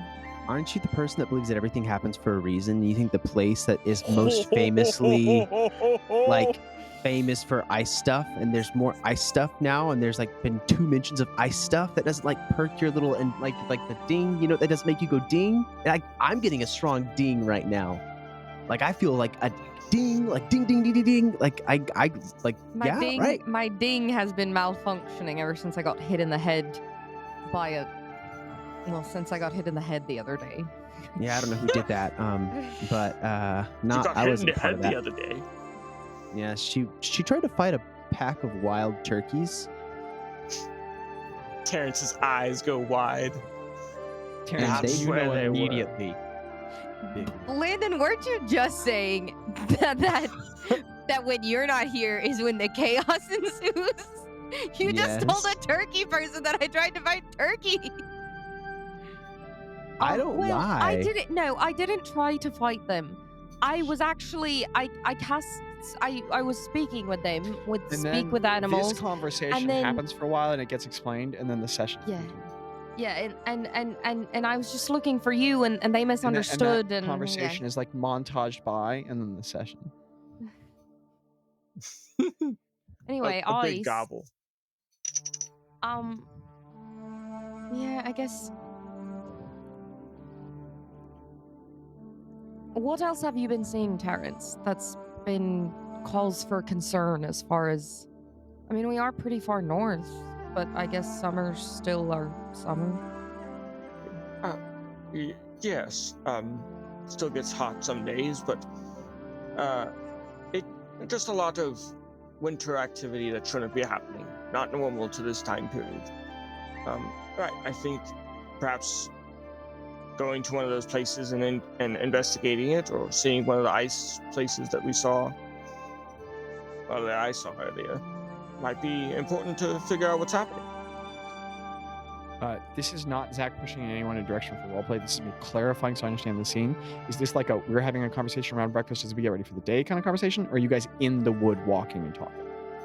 I don't think we're in the wood yet, but I would like to head that way. Yeah, I feel like we're like cleaning up after eating breakfast. Okay, and sick. Just wanted to make sure I understood. Please continue. Tello, what do you think?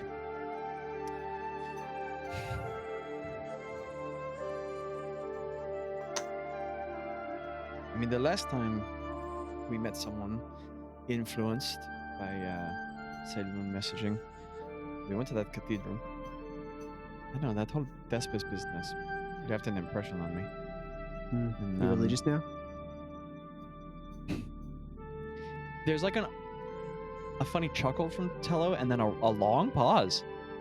He just kind of stares at the wall for a little bit. He doesn't acknowledge it, and he continues, and he says, not even awkwardly, just like he hears you, chuckles, thinks for a second, and continues talking, and he goes, maybe there is a Christ. Tag nabbit, dude. Oh, the callbacks. Okay, so he continues, and he says, my mind went blank. Okay, so he goes, I think,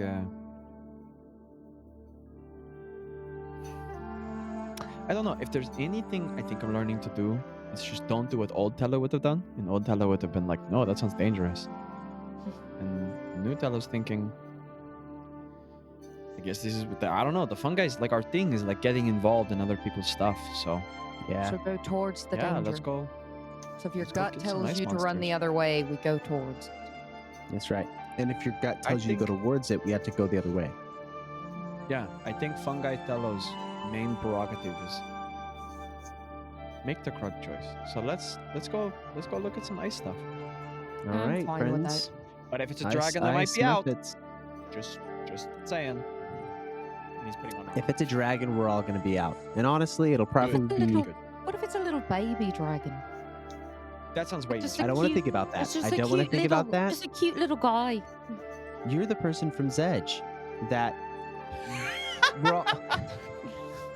Tell me, what do we? If it's a baby, what do we do? I need to kill it. That's right. Okay. Anyway, this conversation is happening as the party is arming Yeah, themselves, we're moving. and leaving the home.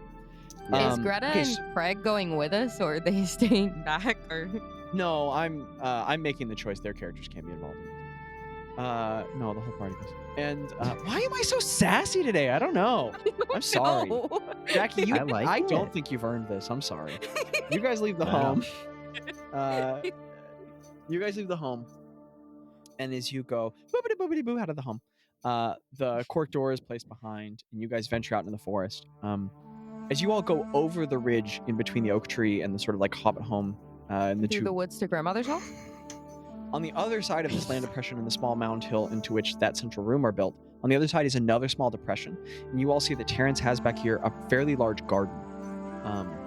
At either side, 2 strips on either side, and there are like vegetable plants, but like all native ones, nothing imported, just all things that grow here in the forest. So there's a series of like gourds and some other like melons native to the landscape, and apparently like there's some peppers native to Zedge, and he has a bunch of flowers.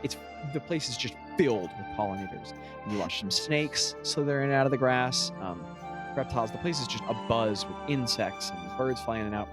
And Bazz, momentarily you notice something really interesting. There are like a row of like 6 flowers growing out of like woody stalks, so kind of like very small shrubs, but very small and thin, and they all have leaves and flowers which match your staff. And there's like 6 of them, and they're all kind of like the roots are a little intertwined at the base of the ground. They're just casually at the edge of the garden, and all 6 of them are growing there. Oh, I go up to it and I poke one with my staff, like not aggressively, but just like nudge it, like the You the even flower. move the staff close, and the flowers, like kind of like rapidly in the way that sunflowers do, the flowers turn toward each other. I let them hang out for a second, and, like talk. I might make voices for them. One's like, "Hey, I didn't think I'd see someone like me here today," and the other one goes, "Well, I didn't realize that other flowers like me existed." Kind of like a Bob's Burgers moment, you know, like with Bob, like I was doing like the literally turkey, just thinking- talking with the turkey, like Or that vibe. Bob in his garden? This Yeah. isn't. You're like Bazz is literally talking for the. Yeah. Okay, so Yeah. Terrence, that happens real fast. Bob does that in his garden. Season 4. Just saying. I And just watched the episode last night. the roots do indeed momentarily intertwine. And you're like, oh shoot, some sort of communication did kind of seem to happen. And then you all continue on the path, I assume. Yeah. I blow a little kiss to a Terrence, flower. you proceed to lead the party. You know that it's going to be a journey of most of the day, because you guys are the heart of the forest, quote unquote, is not in the true center. It's kind of I knew it. 3/4 I north. knew it. And you know that where you all need to travel is beyond the heart. It's further north, not to the edge of the continent, but like sort of where the forest transitions into a more deciduous and colder environment. It's not like gonna change into winter suddenly. It is summer everywhere on the continent, but it is cooler further north, and it is most of a day's journey to that like sort of other farther edge of the forest. And actually, I'm gonna say it's like a day and a half journey. But given that you guys know where you're going, polymorph, wild shape, blah, blah, blah, you go fast. And it's cool, and people pick the animals they like. And I'm just gonna say that this is like a journey you all go on with your different forms over the course of maybe like a couple hours, but moving rather rapidly through the wood. And cool animals, awesome sights, diggity dope. And you guys can just kind of like have a brief time with that travel if you like, and then we'll get to like sort of the main entree thing here. But if you all want, you can be investigating things along the course, talking, or I can just fast travel this. So you guys let me know what you want. I don't have much to say, but if it's somebody else does, I'm not opposed to that. I don't think so. I think I'm good. I think. I'm gonna put my marker on the fast travel button to. Okay. Could I get perception checks from everybody as you all travel over the course of hours further north? What do we get out of it? Also, just for the rule of cool, if the two druids want to tell me what they wild shaped into in the course of this journey, and mark off a wild shape, let me know. I got 24. Okay. 27. I Okay. got a 21. Sick. I got a And- 17. And I'm not a druid, but if they're carrying people, then I probably morphed into a bat. Diggity dope. Please mark off a polymorph. So each of the druids have one wild shape marked off. I'm not making the choice I for wild you. shape into a just assume- kangaroo. You know what? Yeah. I don't know why, but yes, Wait, I love that. Carry people? Greta's in my pouch. Yeah. Yeah. I'm an extra large. Yeah. I'm a dire kangaroo. No. Terrence, what did you wild shape into? Probably a giant owl. Just sick. Tello loves that. Ro, you are once again stuck with Craig, who is awesome. What do you I was a polymorph into? bat. I can't be a bat, I guess, because I can't carry Craig that way. You could be a bat. I can I'm take a gonna- couple people, I bet. No, I'll wild shape, or I mean, I'll polymorph myself into a bat and Craig into a bat and tell him to follow me. Okay, please mark off your second polymorph. I did. Some interesting choices. And so you guys both become bats. Craig loves it. There's a very obnoxious Craig can like literally chirping fly conversation. by himself. Yeah. Not quickly, very slowly. Yeah, he floats. There is the Tello Terrence thing, just as a quick note, is awesome. Because one, tell me if I'm wrong, Daniel, does your owl look a specific way? So before Terrence left, he would have grabbed this cool looking shield and put it on his back just for that sake. And so whenever he animal shapes or animal, whatever we call it, part of your armor and stuff can like change into it. So like, there's a lot more like almost looking like the giant owl has like armor on most of its wings and back and stuff, just to sick, give it extra depth. But yeah, and the feathers of the owl are kind of like a turkey pelage. or a turkey down or something. I don't know. So Terrence does this really cool like weaving in between the trees thing because clearly he knows the forest well. Anyway, you guys travel. It's sick. Okay, so all of those perception checks pass, and along the way, you guys pass briefly about 100-foot length strip of the forest. Because Terrence, you know the key location to which you're traveling, so you don't need it. But all along the way, the 3 polymorphed creatures, or wild shape or whatever, notice this strip of forest that is all dead, where all the trees have lost all of their needles and foliage, and the edges of all the branches are frostbitten. And it's this long, thin strip, so it's maybe 100 feet long, only 15 feet wide, and all of the leaves are like black curled up into, and they're like frost edged, and in the middle are like 3 desiccated, just like completely flash frozen rabbits, we'll say, and there's just like this strip of forest that is frozen and dead. Ding, ding, ding, ding. Okay, party keeps moving. So. Well, I can't ask him this because we're shaped. But I guess I'll just say, like, when we land or whatever, like, did Terrence know this, you said? Or, like, he knew of this patch of land? Or is this the first time he's seeing of it? Y'all have seen similar evidences of things, but this specific site is the first time for you, Terrence. I walk over to one of the plants that's not dead. Oh, and I you cast speak with kangaroo? No, I cast speak with plants. I own wild shape. I take Gretta out, and I cast speak with plants.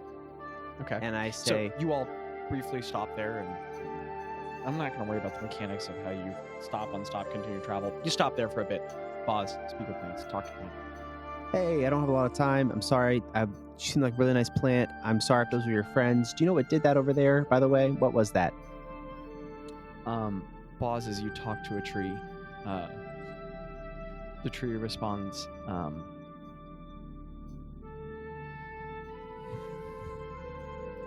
oh gosh, you know, I did know a couple of those trees. I know them, and it's a shame what happened to them.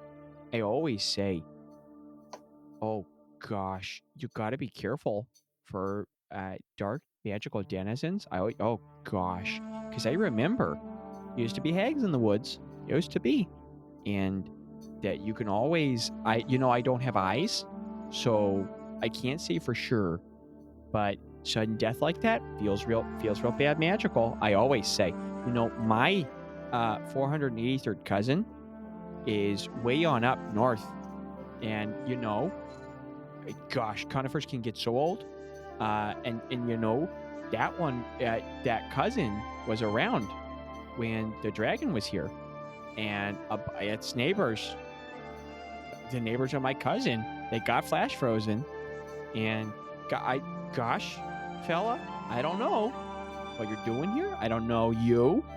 I hope you have good intentions for the forest, but you gotta be careful. Magical flash freeze you, okay? Magic's bad. I agree. I want to make sure it stops. So thank you for that. Oh, and I hope gosh, your it's good cousin to has hear. a good It's time. to hear that. I'm glad to hear it.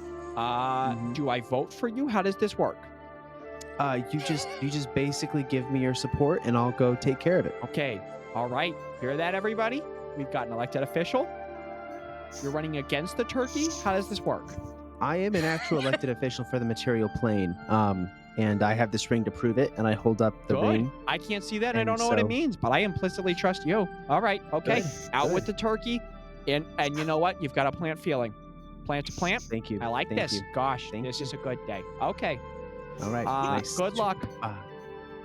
All right. I'm the scat man. All right. All right, guys. I got some information. It was a hag dragon. Oh, A hagen. It was a hag dragon. What a horrible we gotta thing be that would careful. be. How do you know this for sure? That's what they said. It was dark magic, and their cousin was flash frozen like this when Yeppen was around. So, but they mentioned hag magic, so it's a hag dragon. I think something we've never seen before. So I guess I we got to don't be think on our I've heard guard. of a hag dragon. Let's go. I kangaroo it up again. We keep going. Skip it about it. And then party goes for the north. So Terrence, the location to which you lead the group is didn't think about that. The location to which you lead the group is further north. You know what? Our attention is just going to be not having music because I didn't think to put attention music on here. Good preparation, Zach. Listener, just imagine. And the group goes further north, and it's that, but the two put together. And you all are led to this real, like, Terrence, as I said, the furthest northern reaches of the forest on a map, they're depicted as more wintry because, later in the year, but it is not, it's not magical. It's not different. It has the same weather as the rest of the forest. Why is there snow? This section of the forest is overcast. What? And there is snowfall as you all start heading further north. Don't like Sort of that. coming down in gentle particulate waves. And the ground is covered in snow, but not in a radial area, in long strips like fingers spread over the landscape. And that's moving further toward a central path. And you guys get to a point in your travel where you can just start following the snow strips. And eventually, as you might have suspected as the ward of this forest, Terrence, it leads you once again to this massive open radial clearing, maybe like a half mile in total distance across. And in that center is that great sort of like cleaved,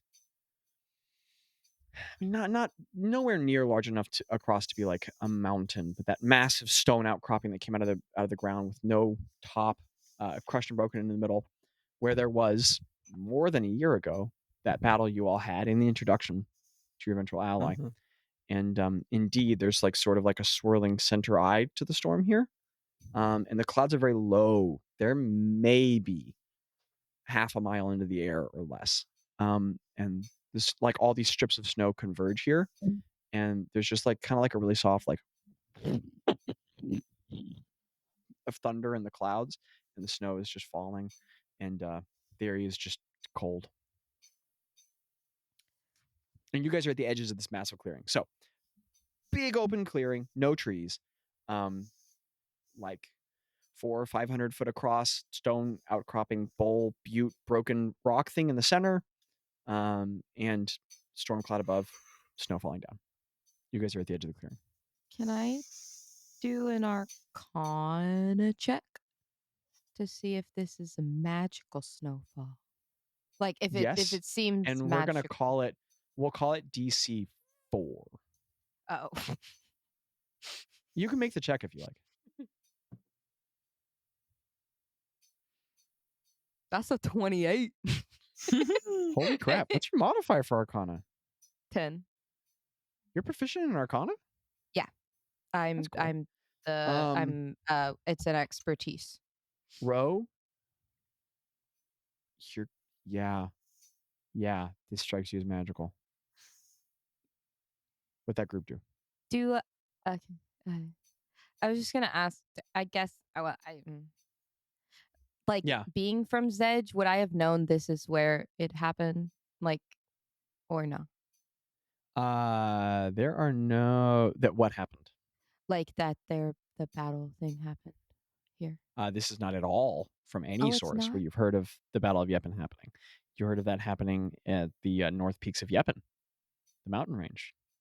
You have no idea what this place is. Okay. I'd like to look around for some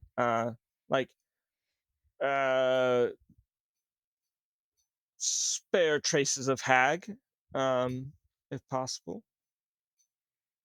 Okay. How are you doing that? I think he's just trying to go and look around to the places that he kind of remembers where the death of the hags were, and maybe looking for possible burial sites, but he doesn't remember burying them. There were hags here? Oh yeah, like Terrence just like starts This is- immediately looking for things. This is Terrence's inner monologue. None of this has been announced unless Yeah. Daniel otherwise role plays. But he's intentionally looking for something. Like you can see that very so readily. Terrence. What you looking for, Terrence? Yeah, what at- are you looking for? Cat? Can we well, help you before look? we have that conversation, which can happen, Terrence, as you remember, the real confrontation happened near that central stone outcropping. The distance to which is probably like 800 feet from the edge of the tree line, so a good distance away. I'm so sorry, Maya. So it's just a huge snow-laden field and a distance away from this uneven tree line. And really, you can make an investigation check for me if you like. But honestly, what I'll tell you is that like in between you and the great, like, you know, many football fields away to that great stone, like natural structure, the only real thing you find is that like maybe 500 feet to your like northwest along the edge of this clearing, you see that huge like divot, rut in the earth, like, you know, massive, through which that boulder just ground and crushed distance is still like, you know, broken in the earth, and the snow there like goes down into a deep rut. And that massive boulder, maybe like 12 feet across, is still smashed into the side of the earth with displaced trees at its edges, and it is still crushed and rolled over with like earth all next to it. So unless you're going to the stone structure, I'll go ahead and save you the time and tell you, like, if you so desire, that's kind of the thing you'd have to investigate if you want to be pointed in that direction. I got a 19 for investigation. Swag, dude. And once the questions roll in, Terrence will be like, well, I didn't see this in the book. But Yonam, the frost giant that helped us in the fight with Yepin, we actually met him first here, decimating some hags who were going to kill us all. So, you know, I don't remember burning their bodies nor burying them, and I wonder if I should have, now at this exact moment. You always gotta salt and burn or you're gonna get ghosts. This is how the ghosts in the forest happen, probably. That's a supernatural reference. I got a question. You said there's an outcropping of rock in the middle? Yeah, so there's this massive, like, the best way I know how to put it is, instead of a mountain a mile and a half across, it's like a tiny itty bitty mountain 500 or 600 feet across, but it's only the bottom of it. So it's like maybe like 50 feet in total elevation, and then the top is just gone. So, but like, not to say that it was a mountain removed, there's no divination there. Just like, it looks like this big stone butte, but it's not like a flat raised structure. It's all these edges like converging in on each other in uneven earth. So it looks like the bottom of the world's tiniest mountain, but, you know, only like 40 feet up, and the ground, like maybe like a big impact crater, but except that like, there's not to say that there's any crater there. It just looks like the rimmed edge of one. Like, you all have not been over it, do not see into it. Maybe it's not a bowl at all. There is just a wide semi-cylindrical structure of broken uneven earth. And that's like at the center of this great clearing. So we go Terrence, up there? with that investigation check, did you go across the clearing to that stone structure, or did you go to the boulder embedded at the edge of the field, breaking the trees apart? I'd say I went to the boulder first, and because it Okay. seems like if that's the eye of the storm, something will definitely be there. So let's check if there's something else outside Gotcha. of just The eye being of there. the storm. The eye of the storm is over the rock, the big giant rock thing Yeah. in the middle of the field. But okay, I got you. I smoked yourself in. Also, Landon, I don't know if this is too much work. If you want to take some of our attention music and put it over this part, you can, but you also don't have to. Maybe the silence is enough, as they say, skibidi wap and dada. Terrence, you go to the boulder at the edge of the field, and it's just the stone. The ground is broken. The trees are set apart. Everything is decaying as you would expect it to. And there is nothing to find. Oh, 19. Huh. At the edge, so when that hag got pancaked by the flying boulder here, her top half was crushed. The bottom half, very Wizard of Oz, was sticking out, and specifically bisected. And so like the bottom half of her was some distance away. It is not there. And in fact, there is a dug, broken rock, like a bunch of soil is very violently pushed and dug apart, which would be a lot for a normal person to recognize. But as a person who had his entire home dug out by moles, like, you know what ground out earth looks like. And there is this like kind of long, narrow slit of a space from underneath the boulder where there's removed earth, and there is now no longer a corpse there. Ruh-roh. Can I do some type of check to see if I can figure out what did the digging? What is the specific check you're trying to? Are you trying to like identify it with a creature? Or are you trying to disassociate from a possible creature? Yeah, seeing if it is a like, obviously some carrions would probably come and dig to find the corpse and eat it, or is it like that kind of stuff, or is it more like? Would you like to make an Arcana check or a Nature check? Is what I'm asking. Nature. Hit me with it. Oh my gosh, 22. Holy crap, y'all! You guys are rolling hot this session. Everybody's rolling good. Terrence, the thing that makes it clear is that as you get really down close on your feathers and feet, and you like examine it closely along the edge of the ground, the grooves at the lowest parts of this dug space are very thin. Not like claws, too thin for broad claws, because that would be like kind of like a scooping long motion from like a badger or a mole or something. And not in broken claws like a wolf. Long, thin scrapes. Either the width of like very long, narrow claws, or perhaps of bone. And in each place, there are not 4 indentations, but 5, like fingers. Does not appear to be a natural excavation. I come back over to the group after finding this stuff.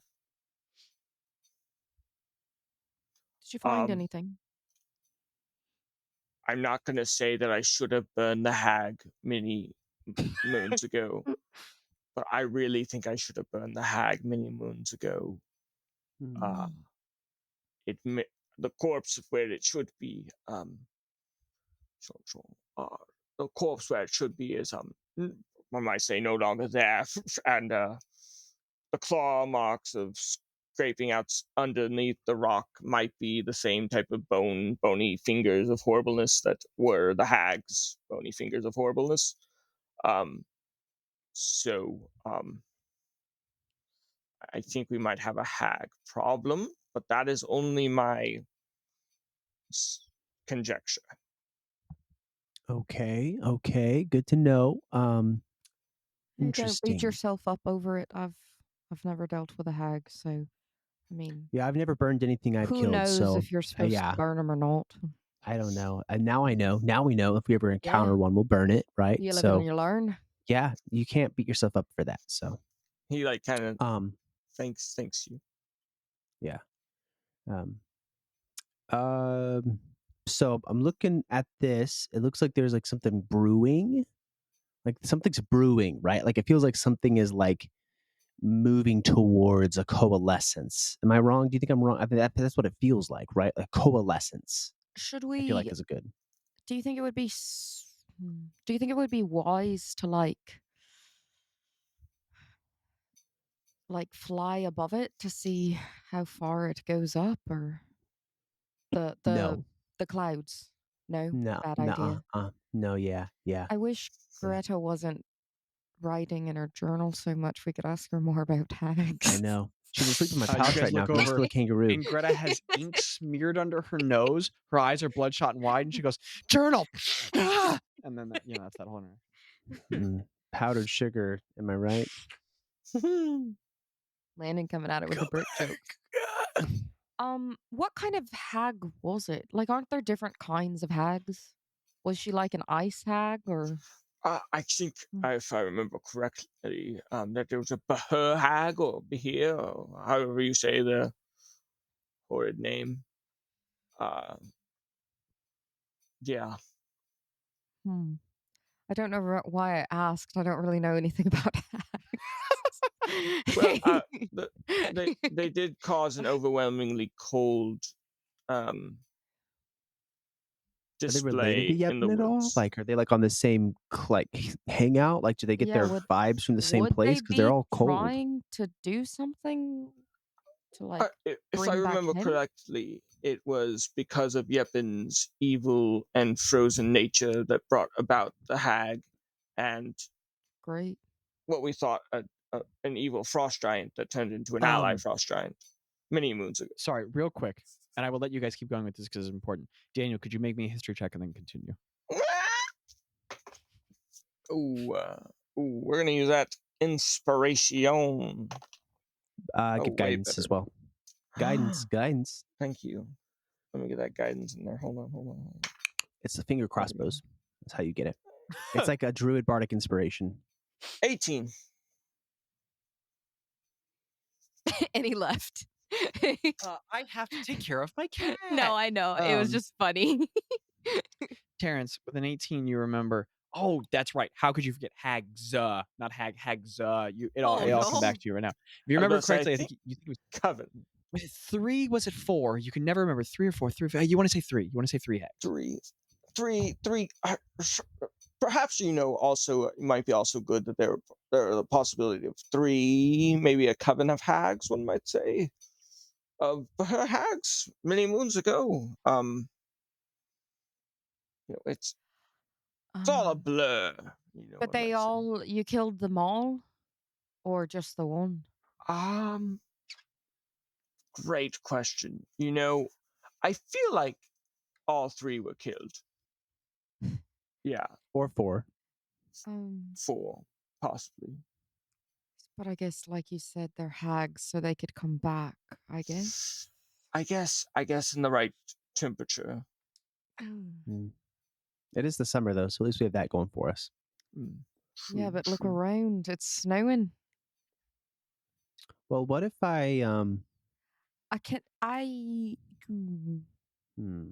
Is there Maybe. any can I do an investigation check for any little creatures?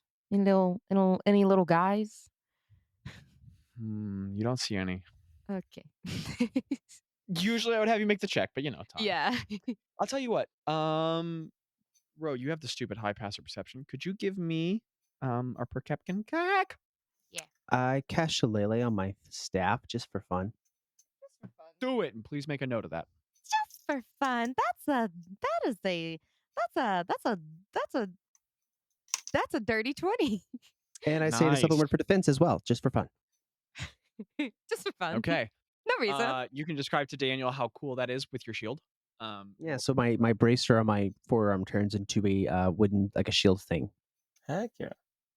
It's like, just for fun, made out of just in sharpened case. barbed tree roots. It's like Druid America, Captain America. No, it's Captain Druid. That's what it is. Yeah. Captain Druid.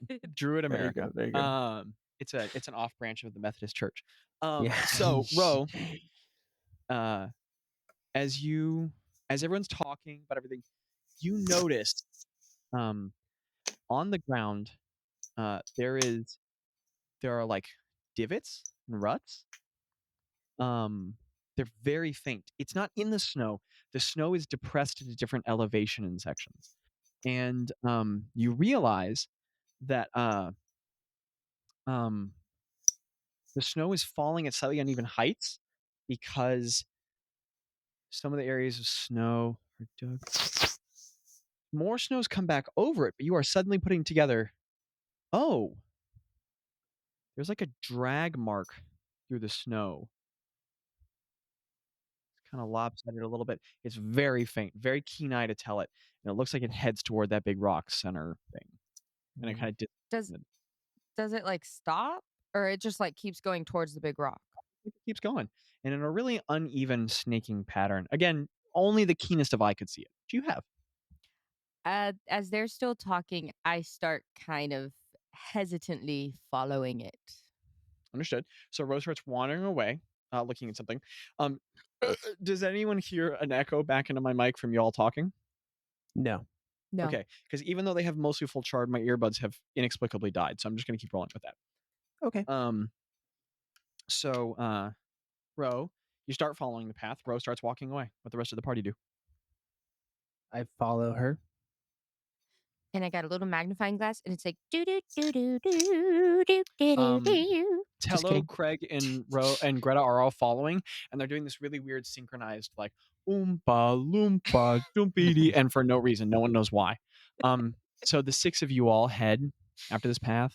And you Do you walk mind if I after do it. a thing real quick? Can I do a thing Do real it. quick? Do the thing. Do the thing. Is that Bazz Alright. saying that? Yeah. I step to the side. I say, "All right, I just have a feeling, if it's not fine," but I like snap my fingers and like fire shield comes up, and I'm just like, just for fun, Please just make for a note. fun. And if you want to describe that six spell casting, go for it for Daniel, who's never heard it.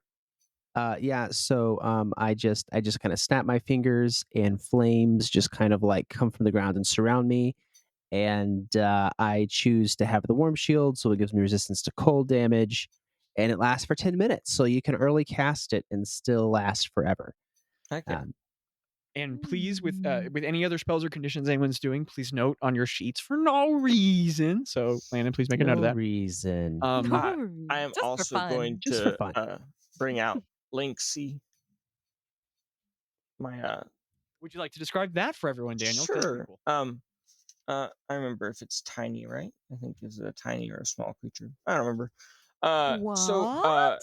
kind of expending one of his animal shapes instead of like his whole body turning into the animal that he desires. He kind of like produces a bit of flame, and from the flame, as he's walking, he creates like a small lynx cat, made out of complete flames, and seems quite a steady and hearty flame, but it is a small little like lynx cat that's just slowly walking, and as it's as the casting of it too, or as the shaping of my arm, my feathers all go into this like orangey glow and tips as the fire kind of like slowly materializes into the cat form and fire form.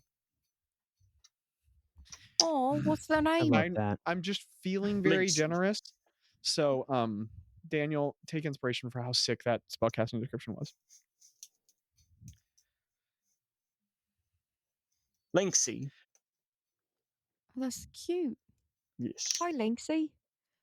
It kind of, and as it kind of gets closer to you, you feel a very good warmth from it. And he Smart. like looks at you all and he's like, if you're ever in trouble, just get next to Linksy and it'll get you out of it. Oh, Nice. very nice. The fire cat made of pure raving flame is just walking through the snow, which is evaporating in the mist around his paws. Oh, And it's that's cool the because as you coolest all thing. walk, everyone is leaving tracks in the snow, but Bazz is leaving this this just like line in the snow of entirely evaporated ground. And as he walks, the grass underneath is being completely scorched. And everywhere Linksy steps, the snow like melts in this little pattern. And you all continue more conspicuously now, but well protected, toward the central stone outcropping. And after a minute or so, you reach it, and it's a big stone. It's all of these like huge slabs of earth, sort of like lifted up and pushed up onto each other. It does look like the edges of a gigantic impact crater, which Terrence, has been here for as long as you can remember. And the snow is falling rather hard around it. You're there. It goes up at a pretty sharp Wait, angle so- for maybe 40 or 50 feet. So did we? So okay, just so to clarify for me, so I can envision it. Are Yeah, we hit at me with the it. base of this, or we like kind of went up to the? You're at the base of it. You haven't gone up it yet. Okay, gotcha. And that's where like it stopped, where the dragging stopped, I guess. Give me an investigation check. Okay. Also, I promise I'm watching our time agreement for everyone. I promise I haven't forgotten. That would be 18. Dude, sick. And I cast Formidable Foliage as one last spell, and that's it. That's all I got. There's no 2 double concentrations on that? None of those are concentration. Dude, your druid build is awesome. Not a single one is Please concentration. make notes of all those things. Okay, so Bazz is surviving no matter what. Just for fun. Just for fun. Just for funsies. And the fun fact, that's how Yundan's Formidable Foliage, so it is fire friendly. Ro, as you all get there, you notice, yep, that drag pattern. Oh, I just noticed my mic fell over. Ro, as you get there, you notice that drag pattern continues up the edge of.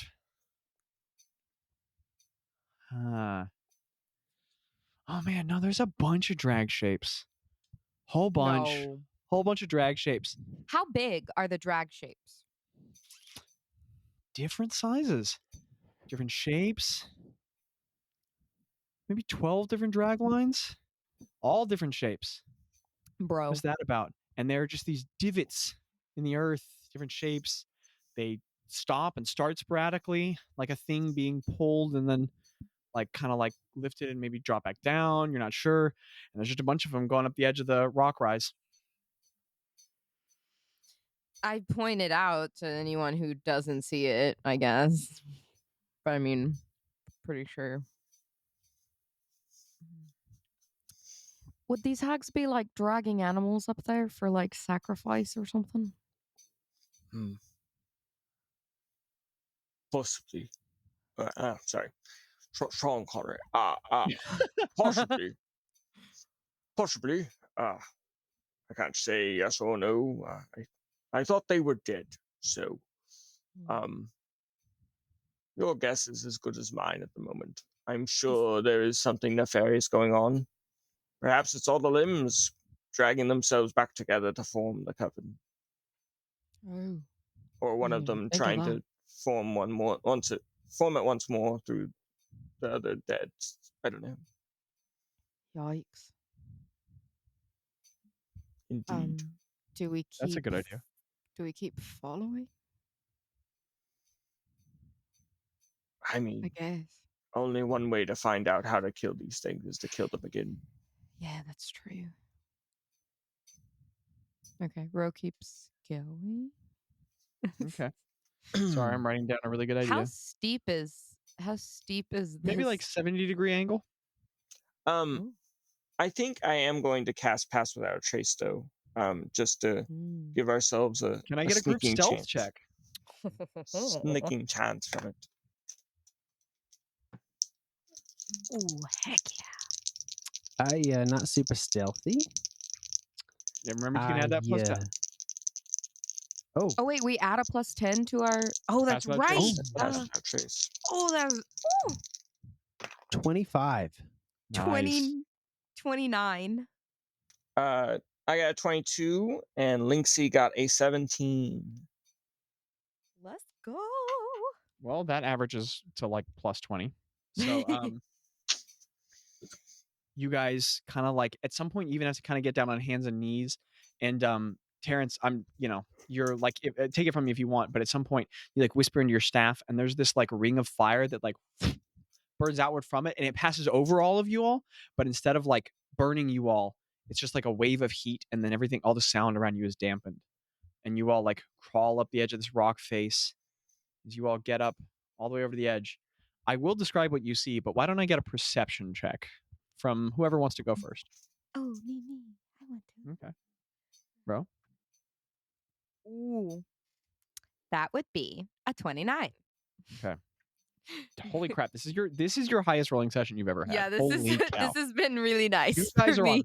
on fire. So you all can all see what I'll describe in general, but Ro can sit here and point out key things if you're missing it. So what you see, so indeed it is a giant impact crater, about 500 feet across, and the edges of the crater rise up 40, 50 feet in the air, of which you guys have risen to the top and are all kind of peeking over the fence-ish at the edge of the crater, but it goes down maybe 60 feet in a gigantic bowl. And there's broken slabbed earth all here, just shattered ground, impacted into a perfect bowl at the bottom, into which a lot of snow has gathered. And there are hundreds of different shaped drag marks down into the snow. And at the very center of the crater is this big pile of bones. Maybe like 1,000 bones or more. And Terrence, you and Bazz instantly recognize them all to be different kinds of animal bones, especially you, Terrence. Bones, like you're at a distance because this crater's far across. So this pile of bones is 250 feet from you at the distance you are now, but maybe like you can recognize even at this distance some elk bones, maybe some owlbear bones. Like you can maybe see like a boar, the top of a boar skull, but all sorts of different creatures. And with a 29 perception check row, you also notice like kind of various like lumps in the snow at different points, as if other small piles of things might be buried under snow.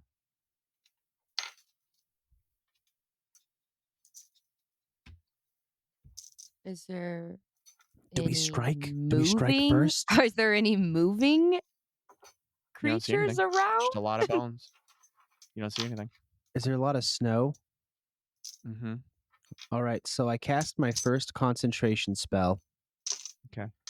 A flaming sphere, Sick. and I put it over near where the snow lumps are, and I wait to see what happens. Okay. Let me check something really quickly. Okay, cool. Just wanted to make sure.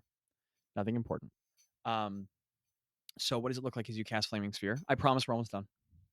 The flames around me kind of like pull apart into like a ball that grows and then just kind of goes over And it there. just rolls down the edge of the hill, definitely giving away your position for whatever that's worth. And it is like sublimating snow all along the way, and it gets to one of these piles and it rolls across one. There's like kind of like not like an explosion, but like a snow outward into steam, and this pile of bones is thrown apart, just like, and a lot of them are charred and shattered from the heat. And as they sort of like pop apart, and this flaming sphere is just rolling around, gently burning there in the snow. And there's like a maybe like 40-foot burn path toward you in the sphere. And I'm like rolling it around, just like messing everything up. Okay, so it's just Beyblading around the bowl. Yeah. And Beyblading. as it does so, somewhere to the left, you watch one of the piles of bones shift, and rising out of the snow slightly is a vaguely humanoid skull. Is shaken and cracked and fractured all across. And as it starts to rise up, you see the edge of a crown of a skull, and then an eye socket. And then as it continues to rise up, this whole part of the like main like cranial lobe is just not there. There's no flesh or anything inside, just skeleton, and it's absent. And as it rises up, like some vertebrae come out of the snow with it, and for a second, like an arm crawls out, and it looks vaguely Bjorhag, like height, shape, all that. You can see from a distance, Terrence. And for a second, you all recognize it and key in on it. And then after just a moment, there's a little of fire in each eye, and the fire is a deep crimson red. And there's like a moment of pause, and then you all hear like, and from overhead, this bolt of red lightning shoots down, strikes the pile of bones in the middle, radiates to 3 other piles. Other creatures start crawling out of the snow, and a bunch of bones in that center, that huge mass of bones start going like pulling together. And that's where we'll end episode 92. Woo! Yay. We'll come up with a map next time. Holy crap. Listen, I've done all my prep. I got all the important stuff. Yeah, out. Bazz is solid. Yeah, by Like, giving let's away go. our position. You're about to begin combat no matter what. Like this, like what we walk away from this. I don't know. That's All all right. me. Okay. Sick, everyone. Thank you for joining us. That was an awesome episode, and we are definitely going to have some pretty sick, very non-methody combat next time. Any thoughts for the listeners? They don't need to be any. Just, I don't know, any closing thoughts? As Zach takes You them. probably won't. You probably won't hear the end of this until next year Wow, you're definitely won't. right.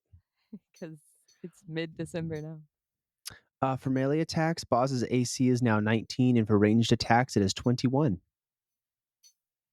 Wow. You're not a min-maxer, but man, do you have a strong druid. He gets hit. He get knocked down. Oh, by the way, I have not even gotten into the actual, like, basically rage spell for druids in Armament Arboreal that you made. It's Yeah. basically rage for druids. Like, you get Mhm. resistance, you get extra hit points, you get magical, everything. It's crazy. It's like basically the druid rage. It's sick. And Yeah. maybe we'll see more of it next time. So listeners, what an awesome session. Thank you, Daniel, for being along. We'll probably see more of him unless he's like, good luck with the I'm out. combat. What's it called? Oh my goodness. The number of people in combat. The party. Initiative? No. Daniel, help me. Combat. The number, like the way that mechanics are influenced by the number of people on the board. Action economy. Action economy. Unless Daniel goes, good luck with the action economy. I'm sure we'll see more of Terrence. My wife said I can't do this actually, so I gotta go back home. But you guys got this, right? You're the luck. Dolgoth guys. These Landon look like just turned dragons into to the me. Canadian tree. Yeah, right. My wife said don't do this actually, but Rose like getting her arm torn off, and Terrence is like, I take my marriage seriously. I'd be like, I get it. Bye. Priorities. But anyway, great session. I bet we're gonna have some really great combat next time. Combat? Listeners, What makes you believe that? Patreon's awesome. I assume we're going to release the Christmas episodes before this. So this will probably come pretty significantly next year. So hi from 2024, I guess, or in 2024. I don't know.